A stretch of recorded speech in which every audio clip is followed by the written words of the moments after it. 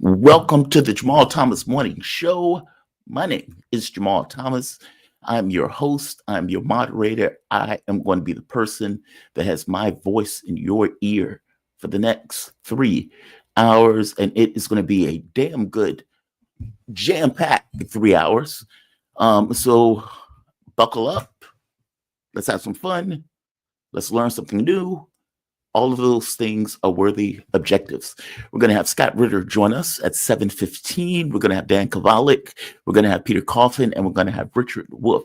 All of those are fantastic guests. All of those are people who we can learn something from.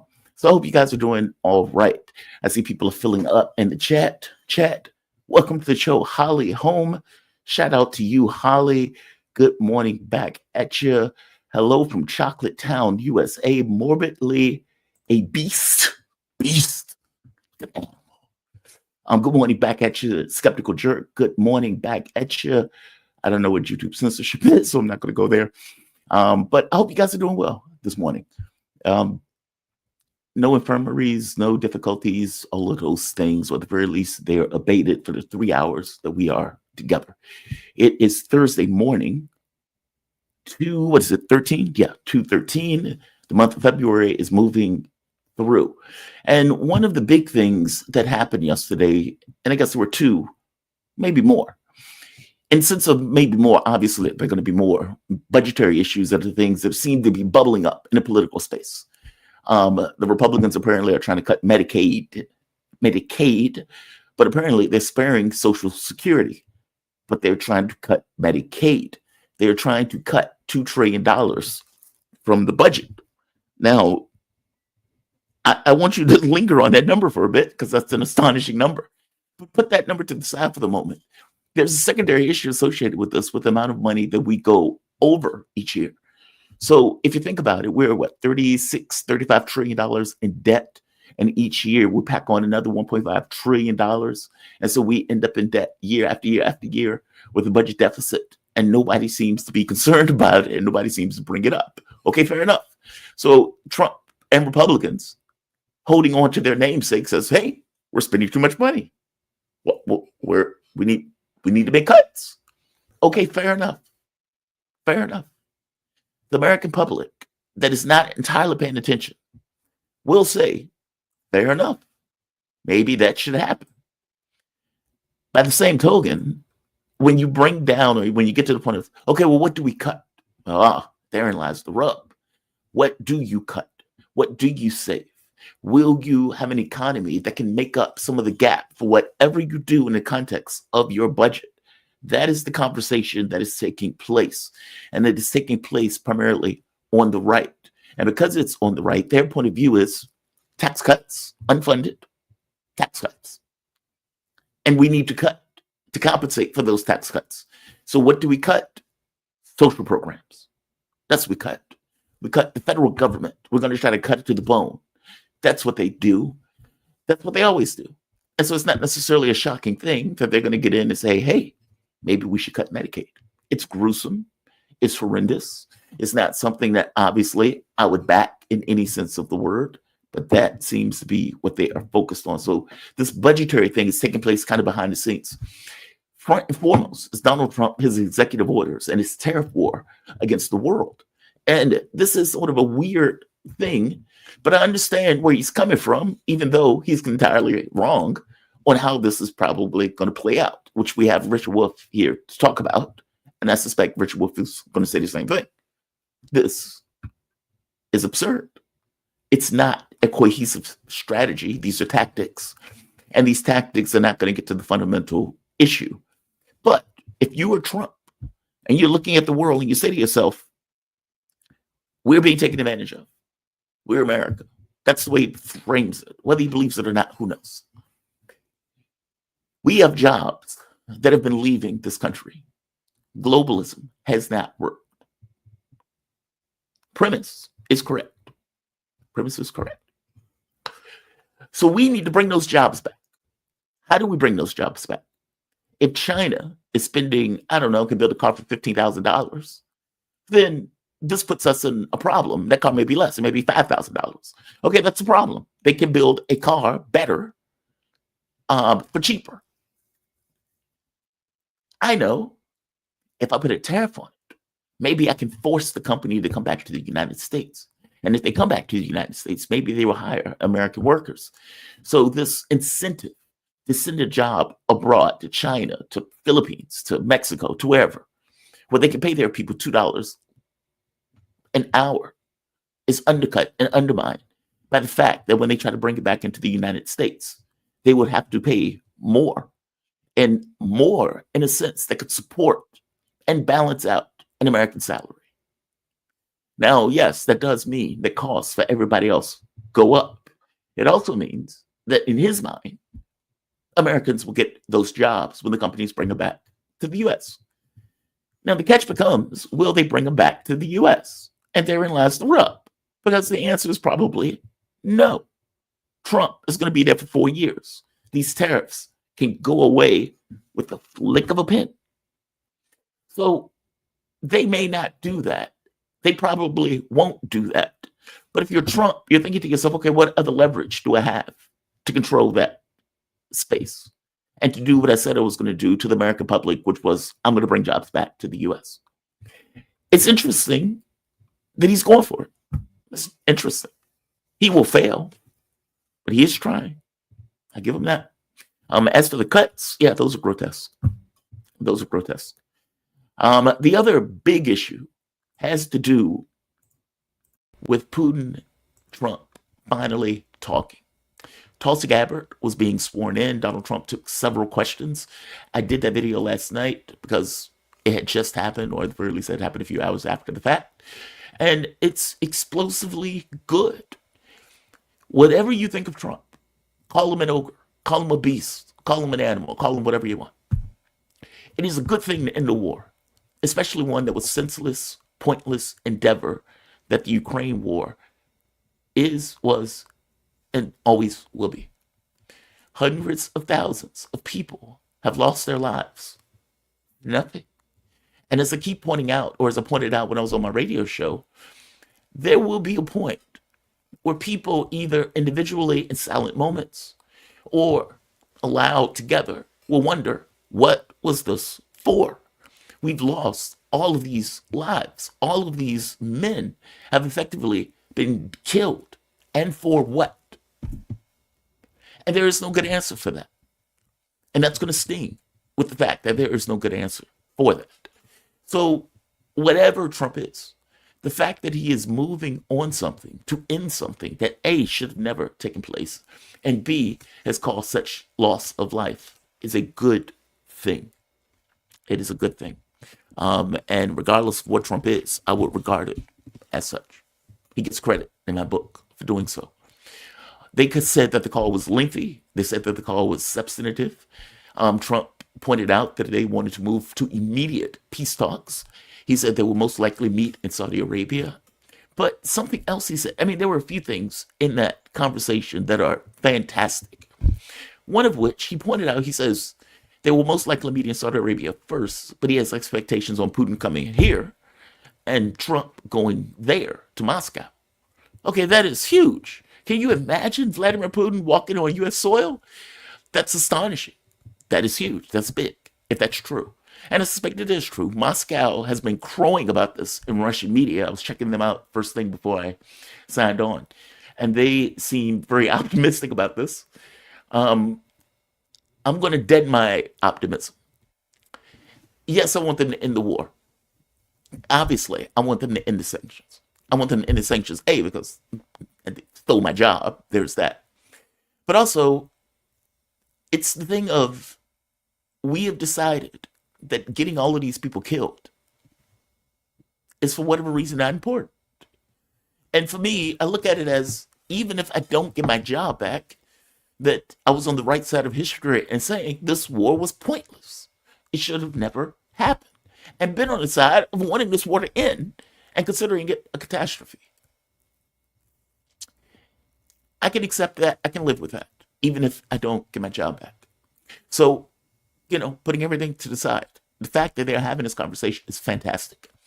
In the context of the conversation, Trump is speaking. Language forms context. If I hope you understand what I mean. When political figures, academics, whoever, how they talk about something shapes what they're going to do about the thing that they're talking about. And it shapes the parameters by which they will operate. If Donald Trump comes out and says something to the effect, like he did yesterday, this war should have never happened, NATO was always a problem, expansion of NATO was always going to be a red line, and if I was president, it wouldn't have happened. Effectively, look, the moving of this line was always going to be a problem, even before Vladimir Putin. Saying that accepts the fact that NATO expansion is the theme, the problem, which is something that was buried for the last 3 years. The newspapers would not own it. They would not accept it. They would not even utter it, that this was the problem. Every random blue moon, you would have somebody put out, hey, expanding NATO is the issue.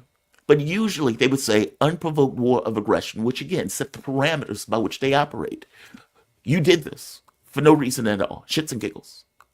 Okay, well, that's nonsense. I can't even talk to you if you say that, because it's nonsense. You're not accepting the reality of my issue, the theme of my issue. Trump, in his statements, seemed to be setting a framework by which NATO expansion is the issue. We agree that this is the case.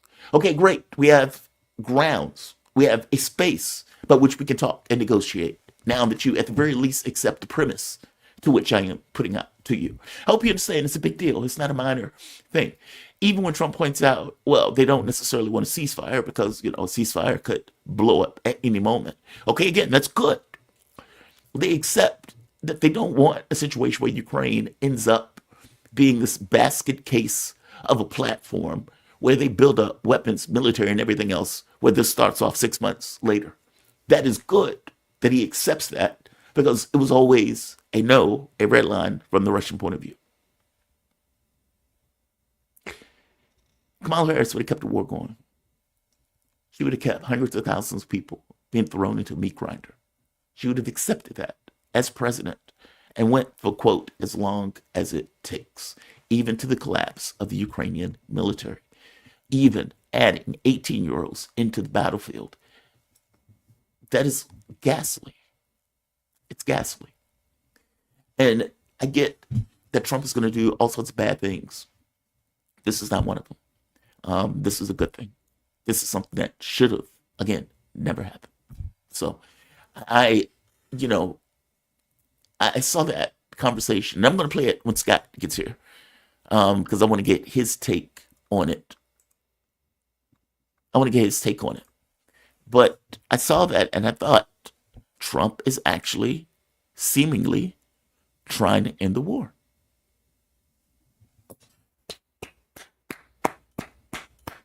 He gets applause.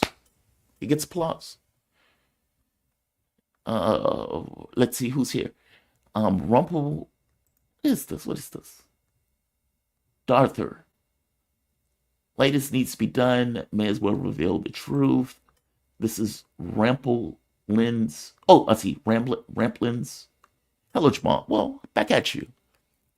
Chat, I'm trying to improve. I'm trying to get better. And you feel your way around. And as you feel your way around, you try to figure out, okay, how do I make this better, as opposed to make it worse or staying the same. My thought is engaging with the chat is a good thing. And I also want to add in phone calls to be able to have conversations that go beyond just watching the chat.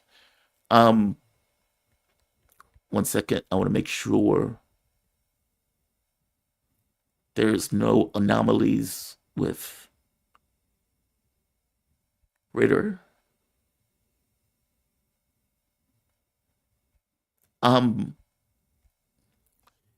Yeah. Look, from my point of view,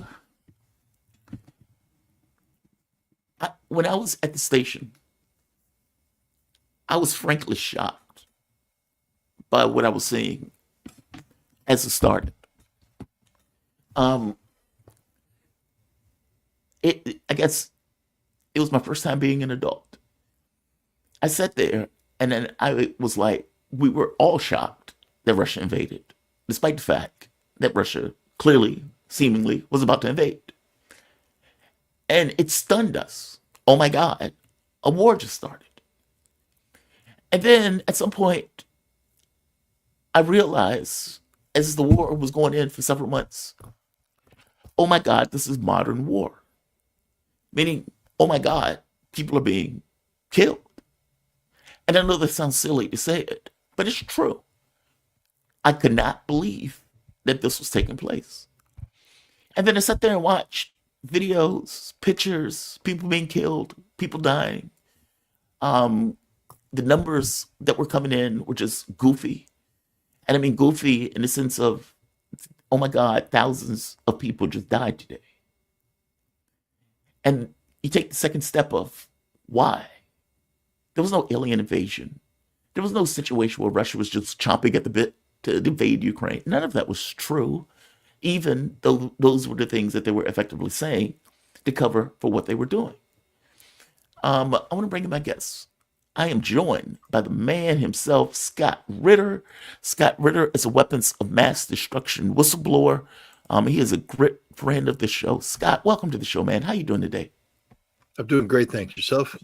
I am doing okay. Thank you for joining me. I want to play a few clips. Before I even play anything, give me your take on the Trump and Putin phone call.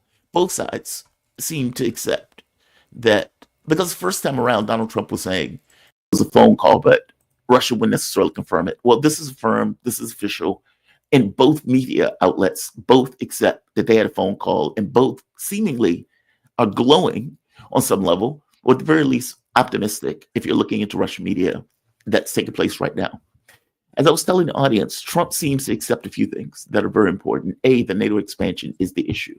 And he also seems to accept this premise of a ceasefire. It's not going to be the thing. Russia doesn't want this. They want something bigger.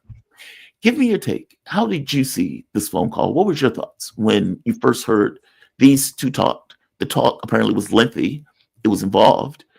What are your thoughts? First of all, talks like these just don't happen. This was a talk that was at least 3 weeks in the making. Remember, Donald Trump was going to solve this conflict in 24 hours, and it became apparent that he wasn't going to solve this conflict in 24 hours. The Russians have been sending signals that, they are prepared to bring this war to an end, but the war only ends with a Russian victory, meaning Russia gets what Russia wants. Otherwise, there's no reason to talk about bringing the war to an end. And, Donald Trump had surrounded himself with advisors, and one in particular, Keith Kellogg, who was promulgating, 80-day, 100-day, peace plans that were just unrealistic, non-start. And the Russians sent signal after signal after signal. No, that don't even call. You can't call me if that's what we just don't want. We don't want to ruin it.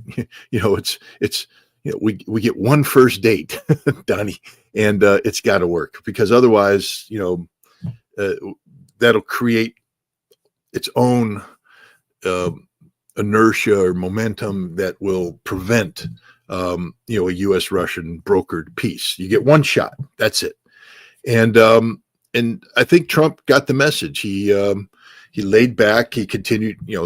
It's a complicated game for Donald Trump here. Look at the condemnation that he's getting right now for this phone call in the West. Surrender. It's a new Munich. And of course it's not. It's the most realistic approach possible. But in order to set it up, Trump had to, prepare the basis first. And the first thing he had to do is give Keith Kellogg's plan a chance to die a natural death, which it did. Notice in the makeup of the delegation that Trump has appointed to head up these talks with Russia. The Secretary of State is the lead. You have the National Security Advisor. You have the Director of the CIA that will be on there. What you don't have is, and you also have the Special Envoy for Middle East piece, because there's a man who has some competence, a man who's able to, cut through the BS and get down to brass tacks. What you don't have is Keith Kellogg. Keith Kellogg was sent to the Munich Security Conference to deliver his 100-day plan. Then that was canceled. Then he was sent off to Europe to sort of talk with them, and then he just disappeared. and so did his plan. And that's the big takeaway, is that there is no 100-day plan. What there is a Russian plan. The Russians have said straight up, we have conditions that have to be met. And the new Secretary of Defense of the United States meeting in the Ramstein contact group let it be clear that the United States got the message. Ukraine will never, ever, ever, ever be a member of NATO. I mean, Taylor Swift could write a song about that. Because that's just the way it's going to be. They will never, ever, ever be a member of NATO. That's clear. The other thing that's clear is that Ukraine will not regain its 2014 borders. Crimea is Russia permanently. So is Kherson. So is Zaporizhia. So is Lugansk. So is Donetsk. That's it. It's been written, and this is important from the Russian perspective, because when the Americans say this, that implies that, because Russia has also said that, we're not doing a handshake agreement here. This will be a comprehensive peace agreement. And, if you want to sit here and talk about security guarantees for Ukraine and all that, it cuts both ways. What we need is a treaty that recognizes these territories to be Russia. Ukraine must recognize, this isn't one of those, where Ukraine goes, well, we'll temporarily concede that Russia has occupied these lands, but we will get them back. This isn't something where Europe and the United States, produce maps like we did during the Cold War that show the Baltic states to be occupied territory. No, this is one where our maps will show that these territories belong to Russia because they are part of Russia. This is a very important point. And the other thing is, Trump has said, Europe, this is your problem. You have to solve this in terms of security guarantee. We're not going to be part of it. No American troops. Now, you remember Zelensky said there can't be international peacekeepers unless American troops are there. Well, I guess there can't be international peacekeepers, right, Zelensky? Because not one American troop will participate in this. Two, if Europe is to be able to provide any peacekeeping force, they will not operate under the protection of Article 5 of the NATO Charter, which means they're on their own, which means there won't be a European peacekeeping force. And the Russians won't accept it anyways. But what the United States is doing is creating the conditions to undermine the viability of their route to begin with, cutting it off at the knees. And the other thing is, we're done sending large-scale weapon shipments to Ukraine. It's over. Europe has to step up and do that. And we're putting the whole burden on Europe if Europe wants to sustain this conflict, Europe has to pay for this conflict. The United States is looking for peace. But here's the other fascinating thing. No ceasefire. None whatsoever. Which means that as this conflict goes on, and as the United States and Russia enter these negotiations, if Russia is going to, back up its demands on the battlefield, and the United States isn't going to go, well, I guess we're sending another $100 billion there. The United States is going, hey, Europe, that's your problem, not ours. We don't care anymore. And that's the big signal that was sent. The United States is unplugging from Europe. Again, the Secretary of Defense made this very clear, that Europe is no longer a priority of the United States. We are unplugging. Our priorities are the American homeland and the Pacific. That it's that simple. And in the future, Europe's going to have to deal with all these issues on its own.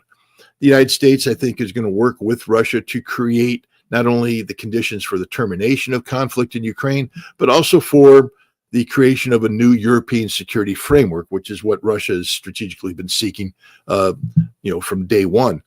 And then it's up to Europe to kick in. But look at how the Americans are doing this.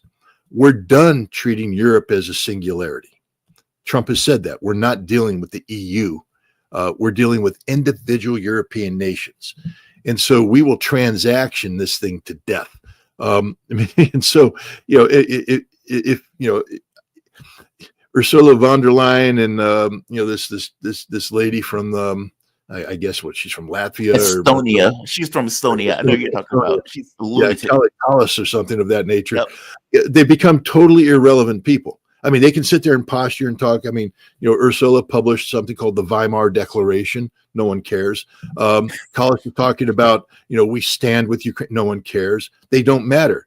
What matters is the conversations the United States has with the British, with the French, with the Germans, with the Italians, with the Poles, with the Romanians. We're having one-on-one connectivity with Europe again. We're done dealing with this fake thing. And the other thing we're done with is NATO. We're telling NATO we're pulling 20,000 troops out. Where are they going to come from? Well, they're not coming from our bases in Germany. They're probably coming from the forward bases in Poland, which is another signal. We're done doing the leaning forward, aggressive Russia thing. We're pulling out of Poland, which means Poland, you got to start talking realistically about what the future is. And that's the thing. By pulling America back, it forces Europe to confront the reality of Europe. For too long, the Europeans have been these tiny little collection of chihuahuas barking at the big Russian pit bull, because you got the American pit bull there, next to him going, yep. And now the American pit bull is going, yeah, we're going to go chase another bone. And now the chihuahuas are going, wait a minute, you can't do that. There's a pit bull there. Europe's going to have to learn to stop barking and start, looking for solutions. They've hidden behind the American shield for too long, and it's cost America greatly. And I just want to remind people, let's put this all in perspective. We almost went to nuclear war with Russia this past fall. We literally were this close. People have forgotten about that. When the histories are written about this, they'll realize just how bad the situation was. That's because of Europe. I blame Europe. I don't blame Russia. I don't even blame the United States. I blame Europe for creating the conditions that had. As an American, I'm tired of letting Europeans push us down the path of conflict that we don't need to fight and we gain nothing from. And Europe gains nothing from it as well. Look at the European economy. It is trashed. I mean, the Baltic states, economic geniuses as they are, declared victory by unplugging their electrical grid from they call it the Soviet system, the Russians. And overnight, 120% increase in the price of electricity. It's only going to go up. The Europeans right now are paying 4 times market value for gas. 4 times. And then you have Collis sitting there bad-mouthing America. Let me remind the Europeans, we supply you with liquid natural gas. Yes, we're raking in profits, baby. But you really want to play games with us? Because all we have to do is divert all our LNG to the Pacific market, and now you have no gas. And then you're going to have to go to the spot market and buy the gas from the Russians, who are going to charge you 10 times the price. You guys are truly the dumbest people that walk the face of the earth. And I think America's just tired of playing with dumb people. There we are. Yeah. Look, I agree with you. I guess I agree with you up to a point. I mean, the U.S. certainly had no issue with the expansion of NATO. At the very least, under, let's say, the liberal order, had no issue with the expansion of NATO. And, an argument can be made, at the least I've heard it, this term, leading down the garden path, or the primrose path, or whatever they call it. I mean, we knew a long time ago that NATO was always a red line. Trump articulated in his commentary, NATO was always a red line. And so is this something do you think this is a new orthodoxy that has taken hold in regards to the Republican Party, or at the very least the Trumpish wing of the Republican Party, this kind of skepticism? And do you think this is going to be something that we move forward with as a norm? I hope that makes sense. No, it does make sense. First of all, I'm not absolving America of any of its past sins. NATO expansion was an American project, but it was also a project brought on by Europe. Europe didn't know how to exist in a post-Cold War environment. The absorption of Eastern Europe into Western Europe was a frightening prospect. And then, of course, we have to remember that we still needed to solve that problem of the Balkans, of Yugoslavia. They needed America to do this. So, America, the biggest sinner here, is Bill Clinton. Yes, he inherited a posture by George Herbert Walker Bush that that said we're not going to abide by the commitments made to Gorbachev about the not 1 inch eastward. But it was Clinton that actually acted on it. Clinton had a chance to save everybody from this nonsense by being a true friend of Russia, by caring about the future of Russia. But again, there's a new long telegram out written by the charge d'affaires to the American embassy in Moscow, Mr. Mary, dated 1994, that basically lays out how disruptive and destructive America's policy towards Russia was, how we destroyed any possibility of Russia building a foundation for democratic opposition, to bring democracy and true democratic reforms to Russia, the kind that are grown from within Russia. Instead, we backed this brutal dictator named Boris Yeltsin. Any guy that puts tanks in the streets to fire on the parliament has to be called brutal dictator. Boris Yeltsin was a horrible, horrible president, didn't care about Russia, and he was a tool of the United States, and we saw what happened. We destroyed Russia during that time. And as we destroyed Russia, we expanded NATO, filled that vacuum, took advantage of Russian weakness to move forward aggressively. Why? Because we wanted to ensure that Russia could never rise up again to challenge us in a way that the Soviet Union did. So we created the entire foundation for what happened when Russia finally said no. And yet, a guy named Vladimir Putin came in and said, "Now Russia's not going to accept the terms that you've put forward here. Russia will define its own terms." What Boris Yeltsin should have done, and stood up. And now we're trapped. Now we're in a trap because Russia's becoming that which we didn't want it to become. We expanded NATO to prevent that from happening, but found out that NATO can't prevent it because NATO is an empty suit. As we expanded NATO in terms of the size, we stopped being NATO.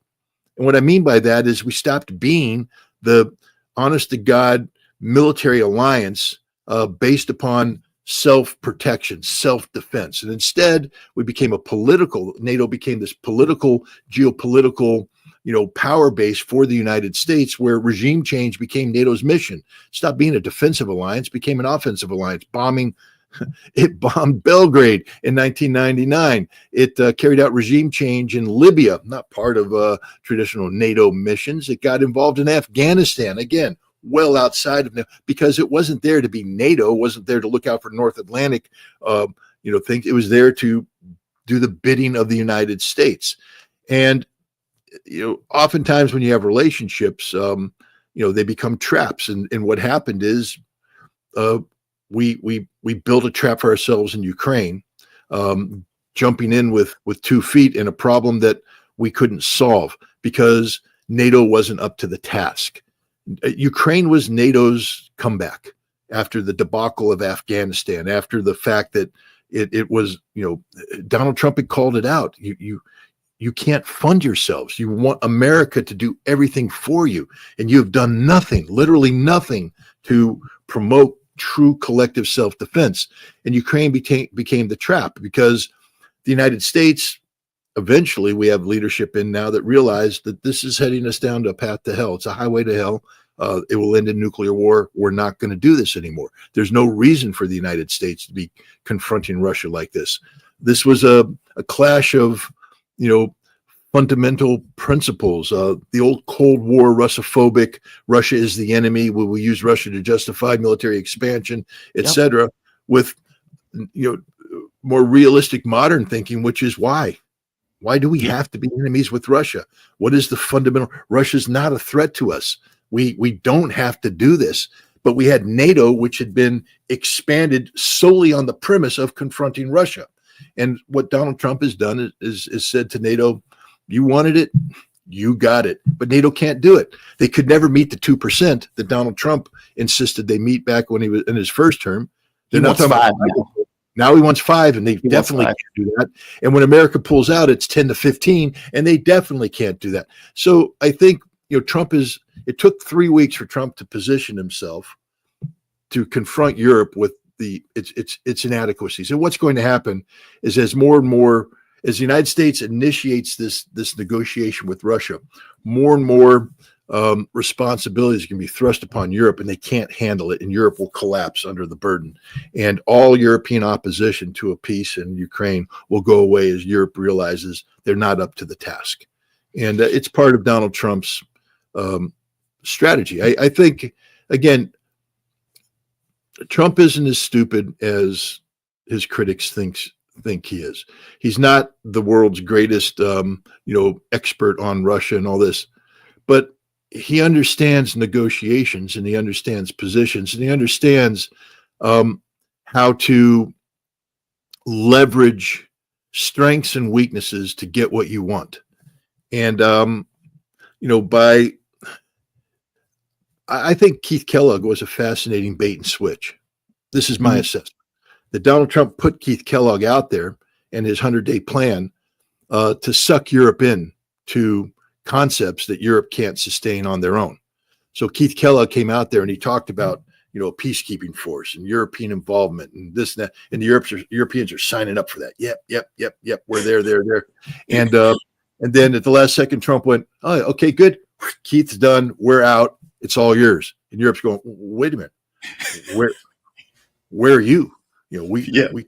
We signed up to do it because you were here and we're not." And Europe's going to go, "Well, we can't do that. Problem solved."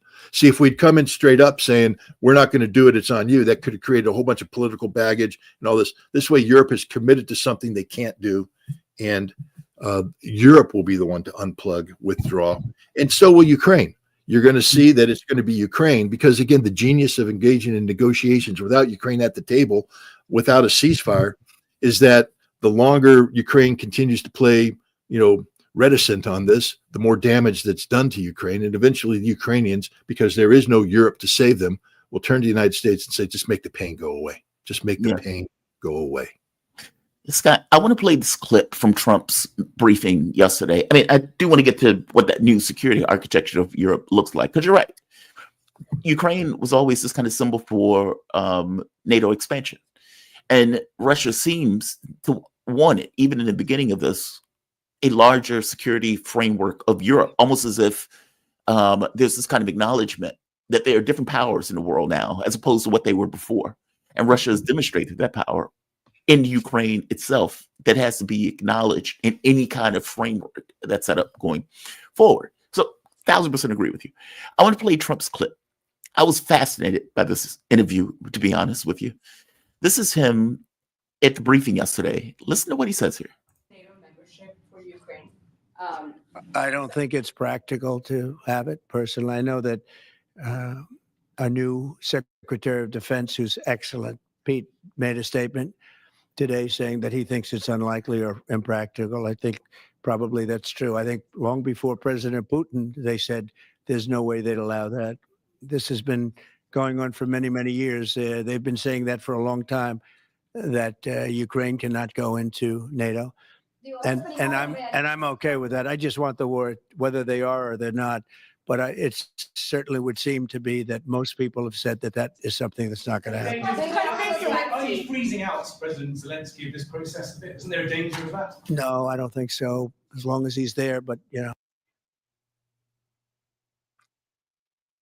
Tell me this. What is the significance of the U.S. president acknowledging that? It changes everything. It's off the table now.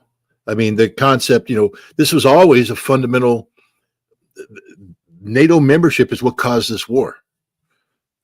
Ukraine seeking NATO membership, NATO seeking to oppose itself on Ukraine. This was what it was all about. And this was sort of Europe and Ukraine were holding out for this. Even if you couldn't get it today, they said, well, in 10 years, in 20 years, and the Russians are saying never, ever, ever. And Trump, who, frankly speaking, amongst the European and NATO and Ukrainian partnership, is the only voice that counts. Trump said, no, it's not going to happen, which means that it's not going to happen. As I posted today, some British, bigwig was, we will stand by this and Ukraine will be NATO. I said, Daddy said no. I'm sorry. Daddy said no. That's, the equivalent of the kid. I want candy. I want candy. Daddy said no. You ain't getting candy. Europe's not getting, NATO's not getting Ukraine. And it's not just that NATO's not getting Ukraine. You talked about, this larger European security framework. Yes. NATO's not getting NATO. I think NATO's over. I think NATO's finished. I think this is the nail in the coffin of NATO, which makes a European security framework even more viable and possible. Because you see, one of the things that the Russians were insisting on is that NATO withdraw its military presence back to the 1997 lines. And this would have been, difficult to negotiate amongst Europeans, and it still would be a difficult obstacle. But if NATO goes away, problem solved. And now we can get into, discussions about a new, conventional forces treaty in Europe. Talk about, correlation and relationships of conventional forces to bring about, genuine stability. And it's going to also require, the Baltic states to stop being suicidal. Russia's not saying, look, we want the Baltics back. What Russia's saying is you got to treat the Russian populations there with respect. That's all. Let them speak Russian. Let them practice their religion. Stop persecuting them. And stop pretending that you guys can go to war against us. I don't know how many times I have to listen to a Lithuanian minister of defense talking about how they are ready to go to war and beat Russia. No, you're not. Never will be. Not even with NATO, because NATO's not. Never will be. Poland has to become more realistic about its approach towards Russia. Europe has to stop talking about defeating Russia and worry about how to peacefully coexist with Russia. Because frankly speaking, the path forward for Europe to get its economy stable is through Russian energy. Right. And there's no other path available to it. American energy just is a non-starter. It's bankrupting Europe as we speak. So in order to get access to Russian Europe, you've got to normalize relations with Russia, which means you have to stop saying stupid things like we're going to beat Russia. Yeah. We're with you for as long as it takes. We'll take this war over if America. Yeah. As long as it takes. Well, it's done, man. That's over. How long did it? Well, that's the wild part, right? That level of propaganda was built into the framework of the language that they were using to discuss this, and they continue to use that language. Here's Trump again, and this is another part of the press conference. And in this one, he is talking about a ceasefire, but he's talking about it. I want to go to the language, and I want to get your take on the way he's talking about it. Well, he's going to have to do what he has to do, but, his poll numbers aren't particularly great, to put it mildly. He's got a country where, it's been savaged and attacked. And he's got an army that's been very, very brave, actually, despite the fact that, we've given him, in my opinion, $350 billion. That's what the real number is. You don't hear that number. And Europe has given, in my opinion, $100 billion. And they've done it in the form of a loan. And I have a Secretary of Treasury right now who's actually quite. It's not exactly the clip that I wanted to play, but either way, go into this thing of a ceasefire, because Trump in this press conference points out that Russia doesn't want this to go for 6 months and then another conflict starts, kind of like Syria, where it's this kind of frozen conflict. And as the frozen conflict goes, people get the sense that it's over with, but it springs back up at any particular moment. He said, okay, well, that's a non-starter. Putin doesn't want that. And when I heard him say that, I was like, thank you. At the very least, all of this talk about freezing the conflict along the lines to which they are frozen seems to be now off the table. If Trump is indeed right that Russia doesn't want that, and Trump is acknowledging that Russia doesn't want that. I hope that makes sense. No, it does. This is, again, like I said, the Keith Kellogg plan's over. Yeah. The idea that we were going to force Russia into making concessions is over. Trump recognizes that. This is what 3 weeks of, running into reality will do to your plan. And so what Trump is saying, in essence, is that this war will end on Russian terms. Mm-hmm. Yeah, which is big. Yeah, it's huge, but it's real. It's the most realistic thing possible. And I also think what he's saying is that Russia's terms aren't that unrealistic, meaning that they're actually common sense. When you listen to him, he's not like saying, well, Putin's ridiculous, Putin's outrageous. He's like, yeah, who wants this war to come back in 6 months? When we do this, it needs to be over, permanently over. This is real. Ukraine and NATO, it's never going to happen. The 2014 borders, no. I mean, we're going to talk about real here. And again, I think what's going to happen is, Trump understands that whatever peace agreement that comes out has to be permanent, binding, and comprehensive. That this isn't going to be a Band-Aid. This isn't going to be, we've got arterial bleeding. We're going to put, a Band-Aid on it. So you don't see the blood spurting, but eventually that Band-Aid's going to fail and the blood's going to spurt. No, you gotta stop the bleeding, heal the artery, and fix the wound. That's what has to happen. And that can't happen unless Russia wants it to happen, or Russia could be compelled into accepting something. There is no leverage of compulsion. The Ukrainians can't do it. Europe can't do it. America can't do it. Doesn't want to do it. And so I think basically what Donald Trump is finally recognizing the reality of the situation. And I am also encouraged by his, talking about Russia as an ally, bringing up, the fact that we fought side by side in a war. Thank God somebody remembers this.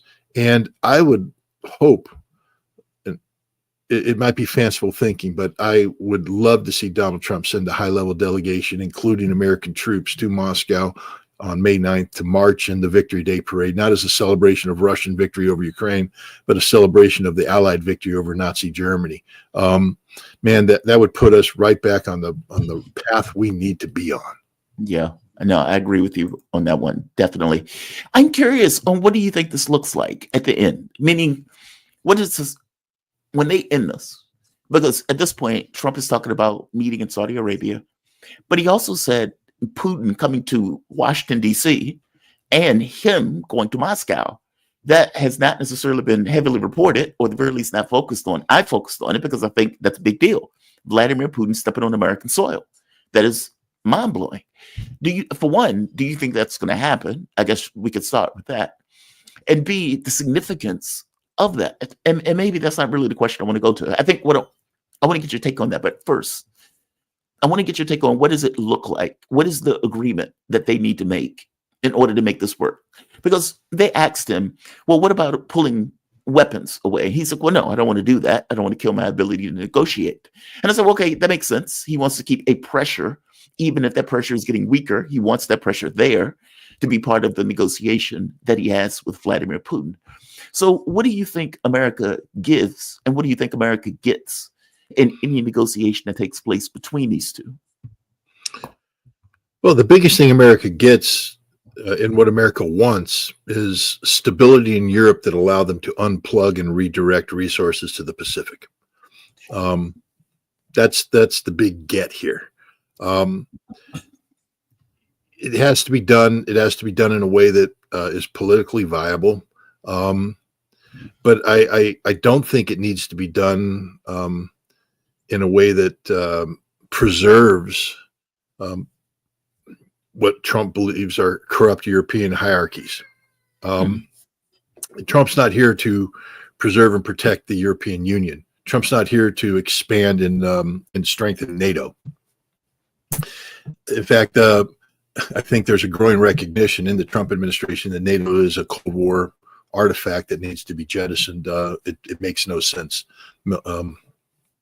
from any standpoint. If the United States is going to unplug from Europe, that means that we have to get out of a situation where, because of the irresponsible policies of European nations, we could find ourselves in a war with Russia because of Article 5. We're just not going to. Trump is not going to allow the Article 5 trap to be held over America's head anymore. Right. And so it's a renegotiation with Europe about what European security looks like, and it's done in a context where Russia is not going to be, posed as the threat that unifies European resolve.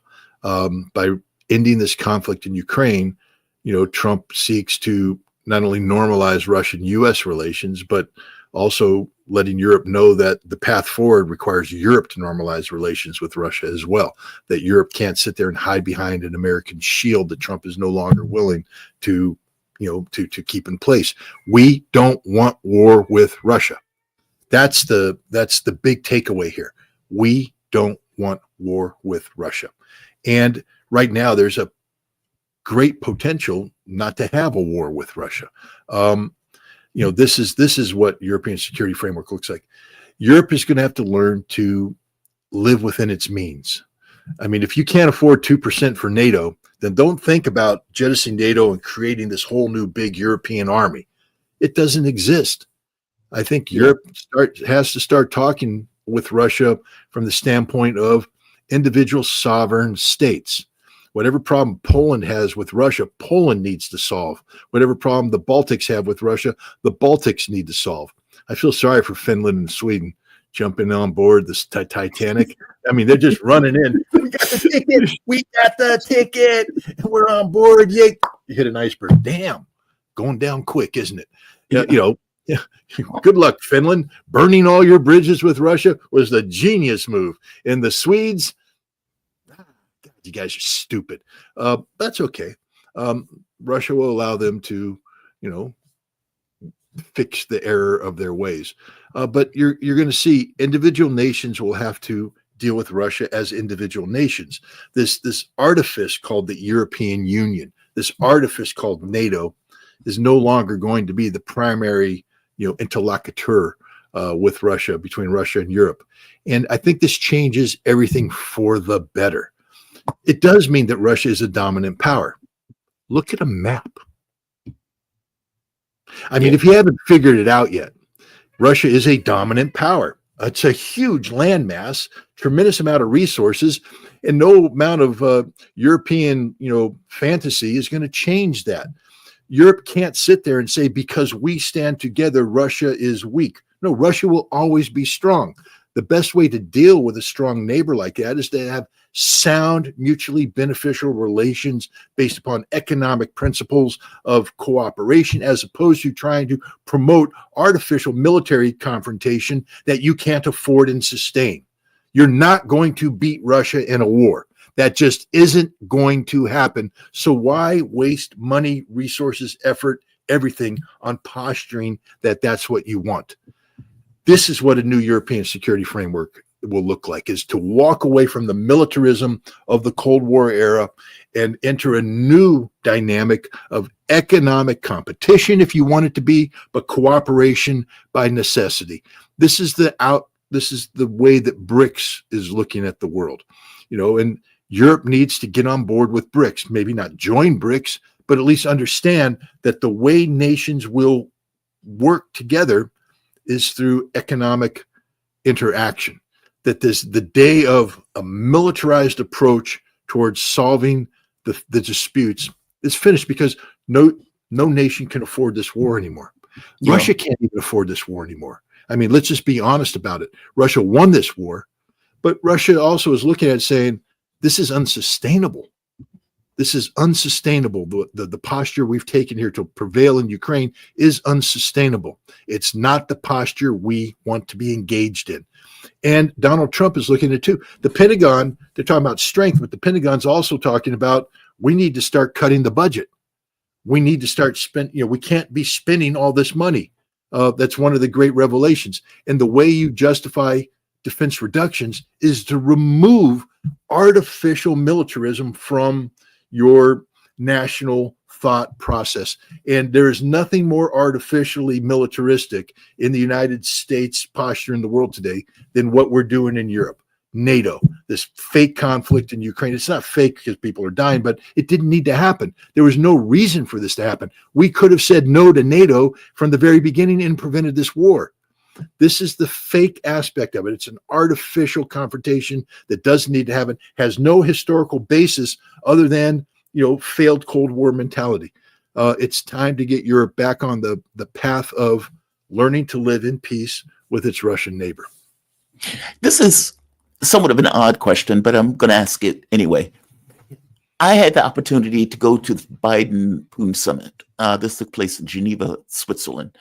And I remember being somewhat hopeful in the language that was being used by Biden and by Putin, because at a certain point, it sounded like they were saying very similar things.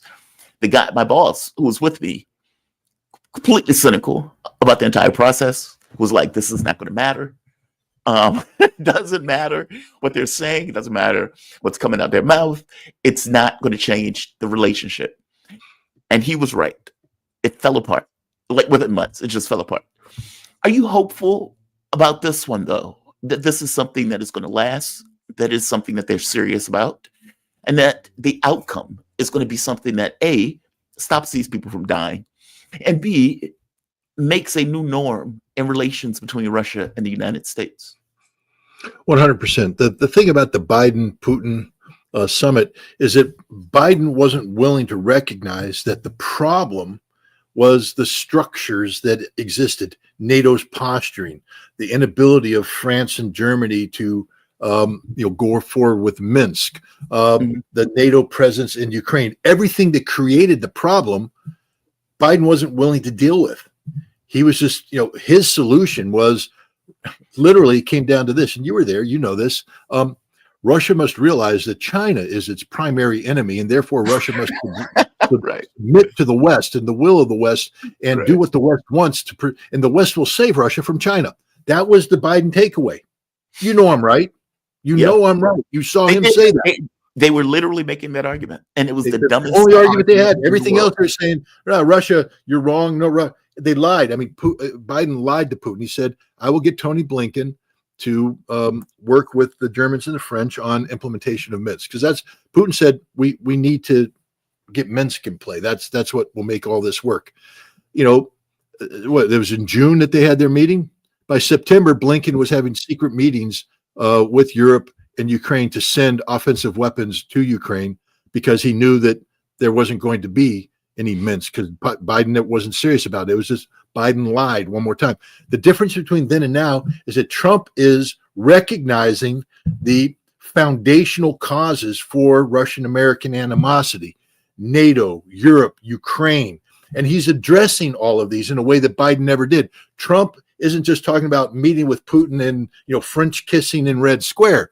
Trump is talking about solving the fundamental underlying problems, number one of which is Ukraine and NATO. I mean, he said there will be no NATO membership for Ukraine. Imagine if Biden had said that back in June of 2021, where we'd be today. So that's the difference between the two approaches. Trump recognizes that there are fundamental problems in how the West interacts with Russia. And he is looking to change those fundamental problems, not just come up with a solution, but a lasting solution. And that's the difference. And the other thing is that Trump isn't, for the first time, we have an American president that is actually doing what John F. Kennedy said had to be done if you're going to have normalized relations. Put yourself in their shoes. I mean, imagine Joe Biden going, from Putin's perspective, you can't do that. That's, Putin has said this, the Russians have said that, and that's a sound, I sort of agree with him. Biden never did that. Biden never went, the whole thing was Putin is an evil, brutal dictator. I looked him in the eyes and I saw evil. Come on. This is the completely different approach. And it's one that the establishment can't handle. I mean, I love the fact that my favorite CIA Russian analysts, and I put favorite in quotations, are all out there right now just freaking out. These are people that spent the last 30 years writing PhD type theses about the evil relationship, evil nature of Putin, this, that, and the other thing, how Russia can't be trusted, And they're waking up to a new reality where a president of the United States is actually saying, well, the Russian leader has a point. The Russian perspective, from the Russian point of view, because see, they were never Russian experts. The problem with bringing in and interjecting the Russian point of view means that you have to acknowledge that Russia exists, that Russia has a right to a point of view, and that their point of view might be grounded in history related to Russian reality. None of these CIA intelligence, community Russian experts do that. They start with the premise that Putin is evil. Russia is this nation of zombies that just does whatever Putin wants them to do. And if you don't treat Russia in this way, then Russia will overwhelm you and defeat you and eat you up and spit you out. We finally have a president who's dealing with the Russian reality. It's early on. Whether or not he can follow through is a big question, but it is such a different approach than the one that Biden took in the the Helsinki, or not the Helsinki, I'm sorry, the Geneva summit in 2021. So I'm optimistic because it's the right thing. I mean, when I've been saying this all along. I mean, I've joked with you in the past, hey, call me. This is exactly what I would be advising him to do. Exactly what I would be advising him to do, because it's the only path that will work. If you know the Russians, and I'm trying to know the Russians, I don't claim to have absolute knowledge and insight, but I've made an effort to know the Russians. If you look at it from a Russian perspective, these are reasonable actions that aren't designed to promote Russian hegemony on the world, but to secure Russia's legitimate national security, legitimate national interests. And finally, we have an American president who's putting himself in Putin's position going, yeah, it makes sense. That makes sense. Scott, always appreciate you, my man. Scott Ritter, he is a former UN weapons inspector and weapons of mass destruction whistleblower. Scott, where can people find you? I want to make sure that people can get your analysis on these issues. Well, I mean, scottritter.com is the one-stop shop. There you'll get videos. For instance, you'll give me a link. I'll put it up there for this. I have a Substack.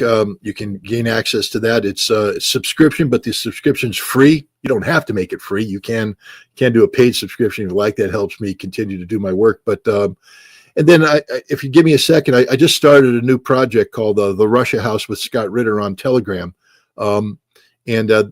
Basically it's a follow-up on a project I had been doing previously called the Scott Ritter Show, where I would interview prominent Russian academics, politicians, military people, etc., about issues, and try and get the Russian point of view, the Russian perspective on this through a Western filter, so that I'm speaking to a Western audience. That got shut down because of the U.S. Treasury Department basically made it impossible to do that kind of work. So I've got a wonderful collaborator in Russia. We've come up with this this new venture, the Russia House with Scott Ritter. It's on my Telegram channel. It is a subscription-based service because it has to be sustainable because of the unique aspects of the U.S.-Russian reality for the moment. But we've already done a number of interviews. We're publishing our second interview today about the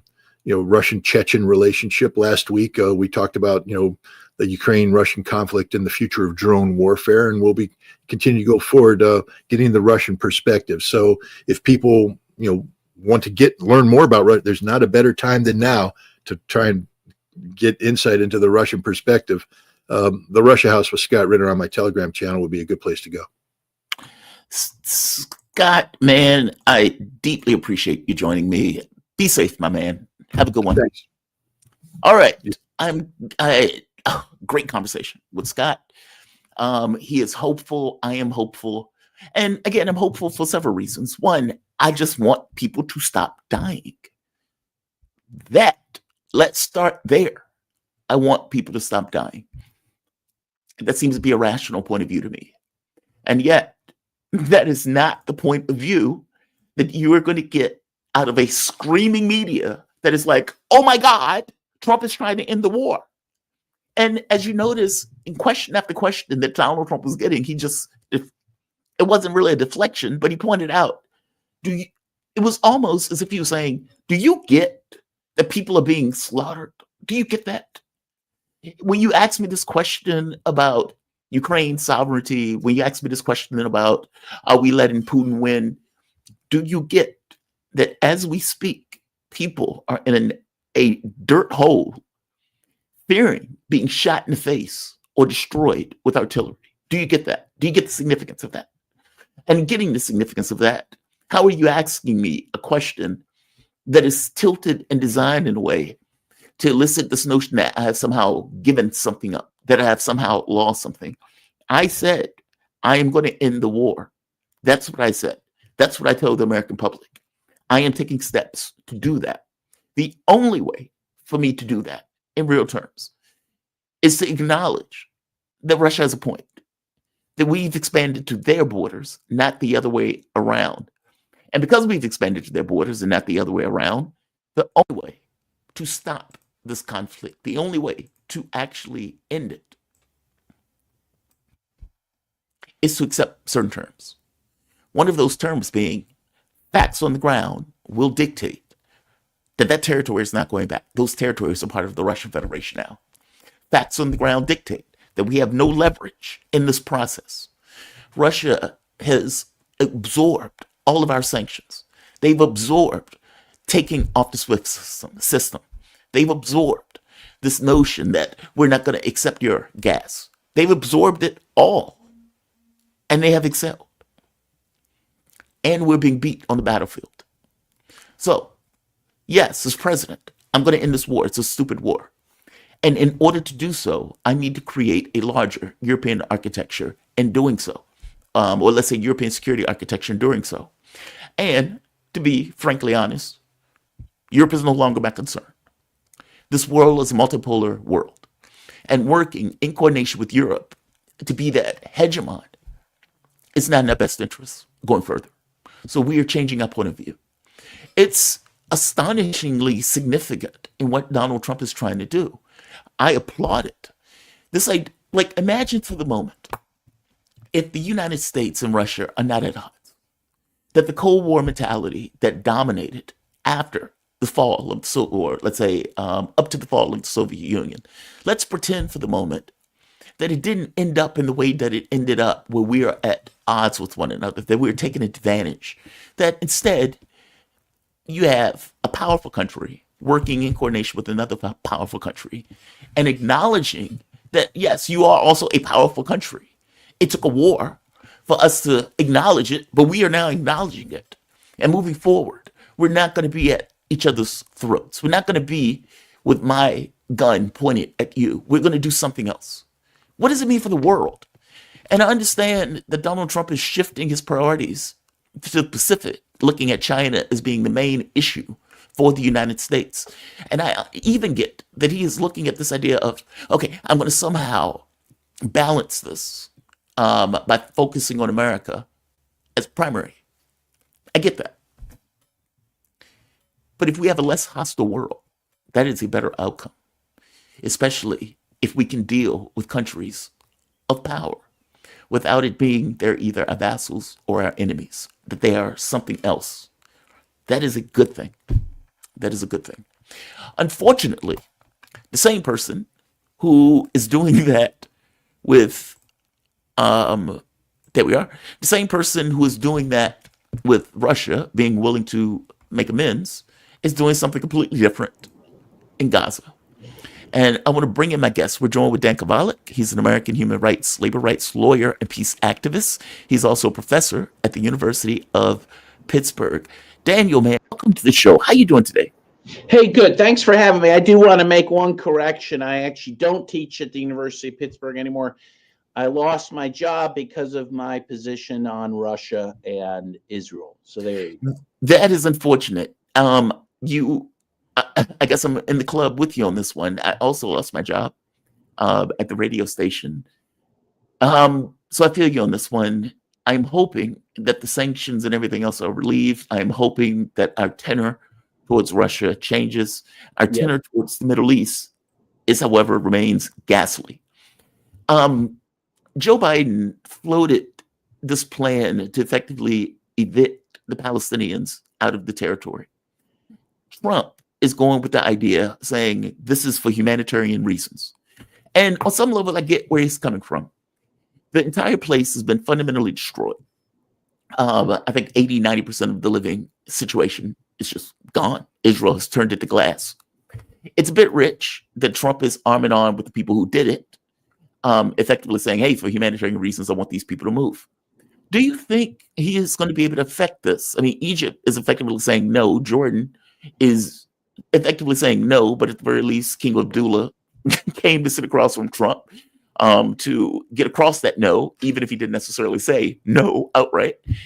Do you think this is going to be something that's going to take place, and that, you know, Egypt, Turkey, Jordan, that these countries are effective, Saudi Arabia, are going to allow this forcible eviction, because that is what it would be, a forcible eviction?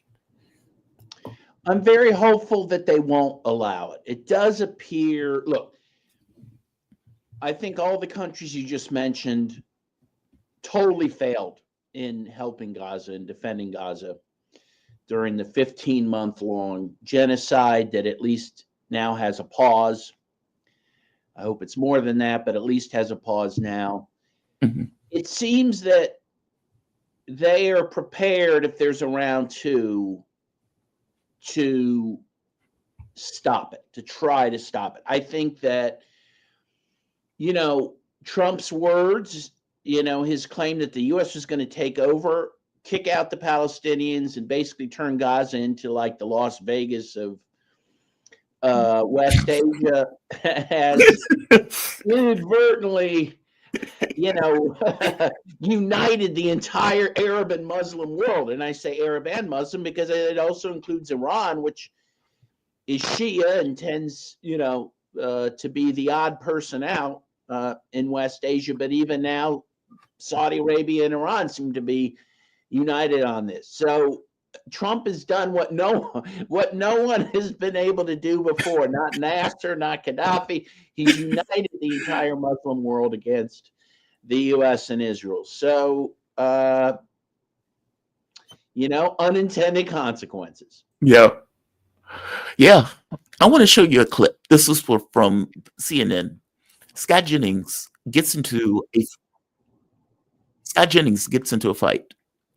And I want your take on this fight. I went and gave my take on it, I believe, yesterday. But let's get the take of an expert. And here we are. Yeah, a couple things. Number one, the reason we're here with this hostage situation this weekend is because Hamas decided to stop participating in the deal that was brokered as Donald Trump was coming into office. Actually, the Israeli newspapers today says that Israel violated the ceasefire. I know what your position is. I know what your position is. It's not my position. It's the Israeli newspaper and the New York Times and Israeli politicians. But our ally is Israel, and you can't trust Hamas. But our allies violated the ceasefire. Who started it in the beginning? Who started it in the first place? Israel violated the ceasefire, killed 100 Palestinians. During the ceasefire. Finish, and then you can. Yeah, a couple things. Israel violated the ceasefire. Give me your take on that. I am super curious on your take on that. For one, Jennings is wrong. Even New York Times points out, I mean, it took 9 paragraphs for them to get to it, that even Israel sources point out that Israel violated the ceasefire agreement. So Jennings is entirely wrong here. But that argument is the argument that is often made and is being made now, as Donald Trump is effectively saying, hey, release the rest of the hostages or else. Give me your take. What are your thoughts?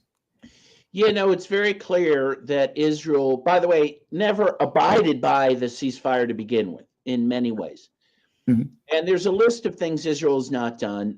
First of all, some emergency housing was promised to be brought in. I think, if I'm not mistaken, 20,000 units. None of those have been brought in, okay? Only 10% of the tents that were promised have been brought in. I think 20,000 out of 200,000, something like that. Very little water's gotten in. That's a big issue. I mean, water's been prevented from getting in to Gaza. Obviously, a huge issue. Also, a very small percentage of the humanitarian aids promised per day have gotten in. So that's for starters. In addition, as the one commentator you just had on alluded to, Israel has killed a number of people within Gaza. And of course, as this has been going on in Gaza, Israel's taken the opportunity to attack the West Bank. killing scores of people in the West Bank, illegally destroying homes there, and arresting more people in the West Bank than it has released as per the ceasefire agreement. So, I mean, to say that Israel has honored this in the breach, I think, is the accurate portrayal of what's happening. I agree with you. And the West Bank is one of those issues that seem to be flying under the cover. I'm stuck with this kind of weird situation on this. I look at this and I think to myself, this is a humanitarian disaster. This disaster has been going on for like 75 years, if not longer. And after October 7th, I kept thinking to myself, okay, we can't go back to a new norm, or we can't go back to a norm. Like, to have something like this take place and then go on for 15 months, basic a genocide in every sense of the word. How do you go back to what led up to it in the first place? And I kept thinking to myself, something different has to take place. Or give me your take on this. I mean, is something different going to take place? Are we going to reach a new norm? Like, how do you see this shaping up going forward? Well, again, I think the future is very uncertain. We stand at a precipice at the moment. A lot of people fear that the genocide will continue this weekend, you know, if Hamas does not release the hostages that Israel and the U.S. are demanding be released, or the war, or the war will continue. So that could happen, though I've been seeing some possible good news that Israel and Hamas have been talking in Egypt, and that some of the disagreements between them may be working out, may be getting ironed out. This could go either way. This could go back to genocide and, yes, the forcible expulsion of the Palestinians, or I pray that this ceasefire will continue. And I do think, though, that the big X factor, excuse me, has been the Arab response to all this. And they seem to be getting a backbone that they have not shown up till now. I mean, Egypt has moved tanks to its border. And, you know, Egypt has the legions to take on Israel if it decided to do that. And Israel knows that. Yes. I guess, yeah, that's super interesting. I guess my question will be, how does this ultimately end up? And I guess there's no way for you to know that. And meaning, I know in asking that question, there is no certain way of knowing how this ends up. But I guess my feeling of it is, do you expect something different to come out of this going forward? I hope so. I mean, I think in the medium to long term, yes. I mean, in the medium to long term, I don't think Israel will survive this. I don't think Zionism will survive this. Its reputation has been irreparably destroyed. Israel has existed on the basis of some key myths for years. That it's the eternal victim, that it's the moral army, that it's the good guys in all this, that, you know, whatever violence it does is only in retaliation for the violence done to them. All that's a lie. And that's now been exposed as a lie, not just in the global South, but also in much of the West. Mm-hmm. And without those myths as its foundation, I think as a society, it cannot last. But yeah.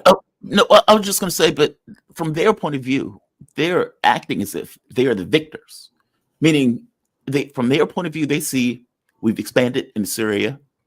We have effectively we have a moment where we may be able to expel these people out of the region. We have a president that's going to back us in doing so. We have a president that is vocally backing us in doing so, entirely giving us weapons also. We are expanding further into the West Bank, meaning from their point of view, we've exerted more control and we've taken more territory than we've ever had. And Right. on top of that, we've decapitated Hezbollah. We have put Iran in somewhat of a corner. How, meaning, if you're right, and this is the end of Israel, from their point of view, they're not seeing it. See, I do think, though, that a number of officials in Israel do see it. Mhm. It is true. They have taken land in Syria. They have taken land in South Lebanon. They have made gains, if you want to call them, in the West Bank by massacring people and taking their homes. Yes. But I do think that military experts see this as all ephemeral. This is not sustainable, and that is the problem that Israel has, right? That they, and that's why they have this desire for the greater Israel to take over parts of Syria, Lebanon, Egypt, Jordan, even Saudi Arabia, because they know that they are outnumbered. They know that it's only constant conflict that allow them to maintain themselves, but it's not sustainable, And for example, I just read yesterday that there are some Israeli officials who admit that Hezbollah is stronger than ever now. That yes, they took a beating, yes, they lost their longtime leader Nasrallah, but that they've regrouped, they've rearmed. So I think people looking at things realistically know that Israel is isolated in the world and that their enemies are not as weak as they'd like the world to believe. And From again, your, no, please continue. I'm sorry. and they've been new enemies. That's the other thing. Egypt has been their friend. They've been, for years and years and years. Sisi has been a puppet of the West, and yet now he won't even meet with Trump. He won't meet with the president of the United States. That is huge. There is something happening. The world is changing, and I think Israel, again, is going to be left out in the cold. That's my view. Now, in the short term, obviously, Gaza is not safe. I mean, the truth is, if Israel decides to start up the war in Gaza, especially if it's just merely an aerial campaign, which I think it probably will largely be that, there's nothing Gaza can do to stop that, and they just have defenseless population living in tents. Right. And so that is the danger. The short term is the danger. I think medium to long term, it's Israel that's in grave danger. And I even think the U.S. eventually is going to have to cut Israel loose. Because, Well, that leads to a question. And it's a question that is often posed, and I guess I don't know if I've posed it to you before. Is this the tail wagging the dog or the dog wagging the tail? Because there's an argument to be made that everything that Israel is doing is at the behest, on some level, of the United States. That it's not, oh my God, the United States is so weak and it's a puppet. It's the U.S. is affecting its political agenda by supporting a settler colonial state in the heart of the Middle East. Like Joe Biden said, if Israel didn't exist, we'd have to build it. Okay, so who is pulling the strings on this? Is this pulling the strings from standpoint of Netanyahu to Trump, or from the U.S. to Netanyahu? The truth is, I think there's some push and pull there. I think that you're correct that, in general, the U.S. supports Israel's colonial project for the reason you say, because it's also the U.S.'s colonial project. Israel is a proxy for the United States in West Asia, as Ukraine is a proxy for the United States in the West on the borders of Russia.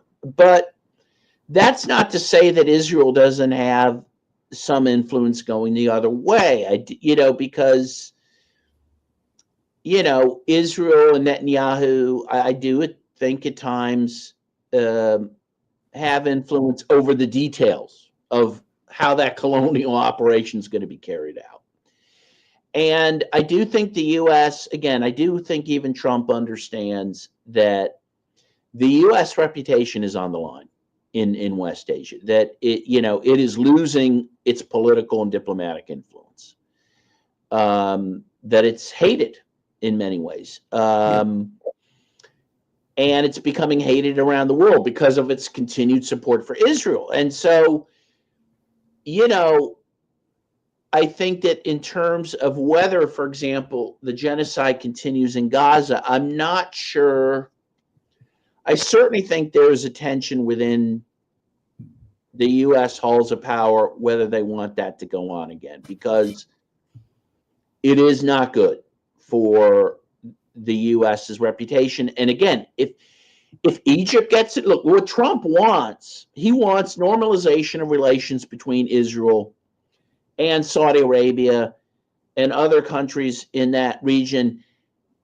If the genocide, restarts, and you lose not only Saudi Arabia, but you lose Egypt, for example, then that entire project's been destroyed. And I think the U.S. has to see that. So, this is where I think, Netanyahu risks something in restarting that. I do, does that mean the U.S. will stop supporting Israel? No. But I think Israel and Netanyahu may disagree over whether that massacre in Gaza should continue. And this is where there's some push and pull there. And where it may not be that the U.S. can simply say don't do it and he won't do it, because his own political life is on the line, his own freedom is on the line, right? Because he may go to jail for corruption. The only way he survives is continuous warfare, whether the U.S. truly wants that or not. But if he does it, I think the U.S. will back him. That's the other thing, and he's going to gamble on that. I hope that answers your questions. But No, it does. That's unfortunate, because that means the killing continues. I did see that there were back channel communications between Hamas and Israel. Yes. I don't know what those back channel communications are going to, whether they're fruitful in their entirety or not, but there does seem to be, at the very least, talking. And maybe you're right. I mean, Donald Trump did get in saying, I'm going to end the war. I'm going to stop the war. I'm going to stop the killing. And he was able to effect that, 5 days before he even took office. So very true. It may be this kind of situation where this is not something he wants, but this may be something he accepts just because I got $100 million from Miriam Adelson. I have all sorts of lunatics that are in my administration that are Zionists in the way that they see themselves, the framing of it, like unabashed. So he may allow it to go on, even if he doesn't necessarily want it to go on, if that makes sense. I think that's the conundrum that is faced. I mean, some people say Trump wants a Nobel Prize. And that's one of the reasons he wanted the ceasefire in Gaza, So, I think there's for what he's doing. And so to me, if I was forced to predict what's going to happen, it would be impossible for me to do that. I think the next few days are going to be very crucial, really crucial. Tell me, how do we solve this? I am stuck with a dilemma on this. And dilemma. It's like, I'm not there, so who cares, right? But my dilemma is, I don't want the forcible expulsion of anybody from anywhere. I think that's outrageous. And that seems to be what he's postulating. By the same token, I also don't want people living in tents in an area that has been fundamentally destroyed. And I wonder whether the issue that I'm really grappling with is that Israel won. That ultimately this settler colonial project won and is there to stay. And that moving people into, let's say, other areas where they may be safe, where they don't have to deal with the bombing, may be a better alternative, as opposed to these people being killed by a tyrannical fascist regime, Israel, is my issue that they want, less so about the outcome, meaning, I'm saying that poorly. is my issue more so that I don't like this notion, and that many people don't like this notion, especially on the left, and especially look at this as a genocide. We don't want Israel to get what it is trying to get, which is Gaza and the West Bank. And that the forcible expulsion makes it clear that they won in brimmingly clear terms, which feels so unacceptable in looking at it. By the same token, I don't want people living in tents. I don't want people bombed in tents. And is it just this fig leaf of mine of I don't know if it's ego, I don't know if it's self-righteousness, where it's like, it is wrong for them to be removed, as opposed to, is it a better outcome if they are? I hate saying that. Yeah, well, I think it's very clear to me that the Palestinian people, first of all, don't want to leave, or they would have left already. I mean, the fact that you have Palestinians moving back to the north, they've moved back to the north, which has been utterly devastated, which Israel drew a red line on in the Nesserine corridor, saying we've got this now north of this corridor, and the Palestinians went back anyway at great risk to themselves.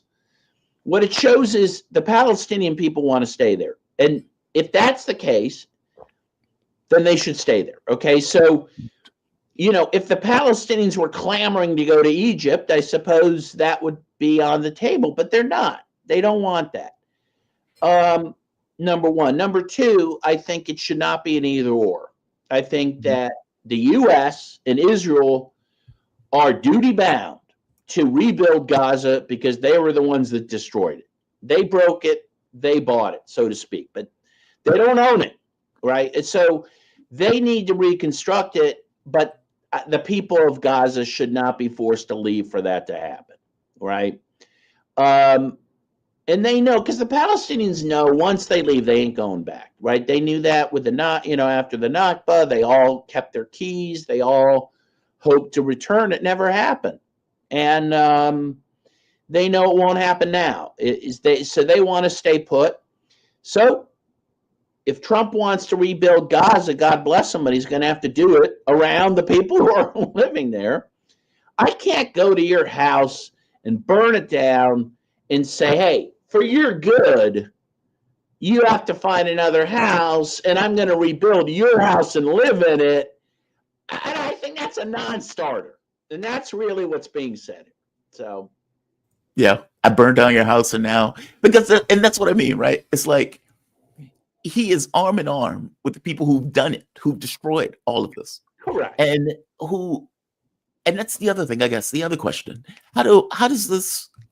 If we had a rational, fair, let's say, president that wasn't so obsequious to Israel in the way that the presidents have been. Let's say Richard Nixon. Nixon gave this really great speech on this idea of there's a difference between Israeli priorities and American priorities, and that needs to be understood in a president as they govern as a president of America. And that speech was like, yes, thank you. Yes. Isn't it sad, by the way, that Nixon looks pretty great compared to the yahoos we have now? I mean, yeah, he does. That's what I mean, right? Like Nixon is the one you have to go back to get some kind of sane rationality on this issue.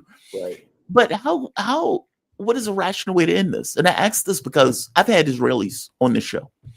I interviewed Benjamin Netanyahu's, I think press secretary or something like that. And those are maddening conversations. But one of the things that comes out clear is we do not want a two-state solution. There's that. Meaning we don't want a Palestinian state, if we're being honest. We don't want it. That's not something we want. That's not something we care about. That is off the table. But they would also say we don't want a one-state solution either, because that would mean it's not Israel. It's not a Jewish state if we allow other people in with self-determination and one man, one vote and those type of things. So we don't want that either. And so then I'm stuck with, okay, so what do you want? Either you kill everybody or you kick everybody out. Both of those things are gruesome. Neither of those things seem like it's possible to even do. So how do we solve it? And I'm always stuck with that.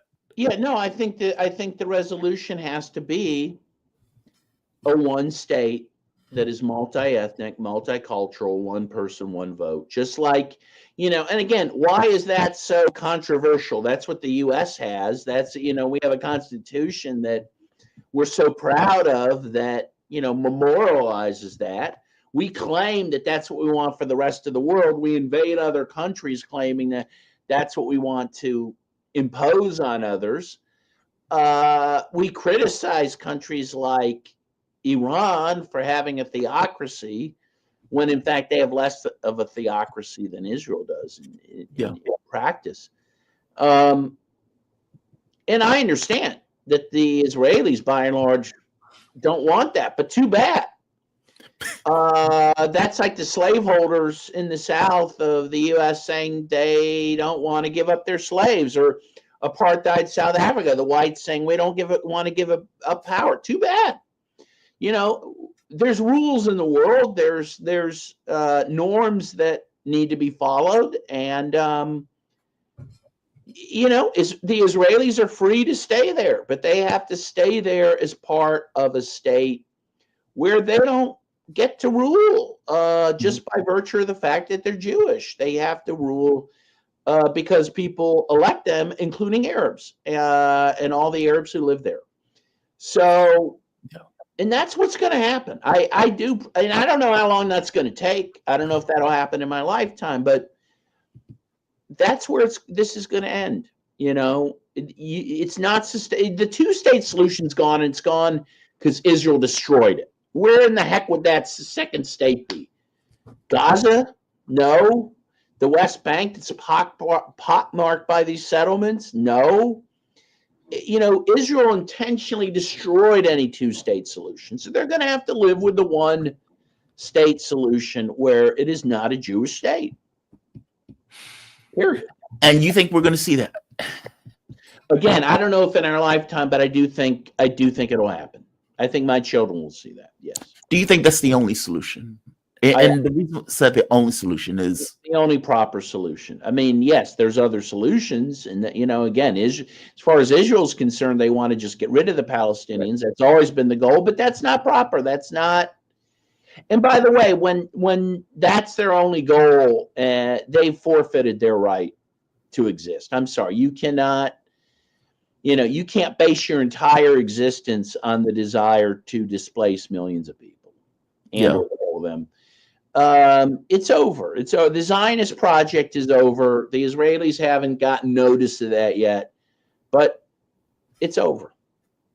Can you tell me what's taking place in Israel right now regarding things like the economy? Because that's the other issue, right?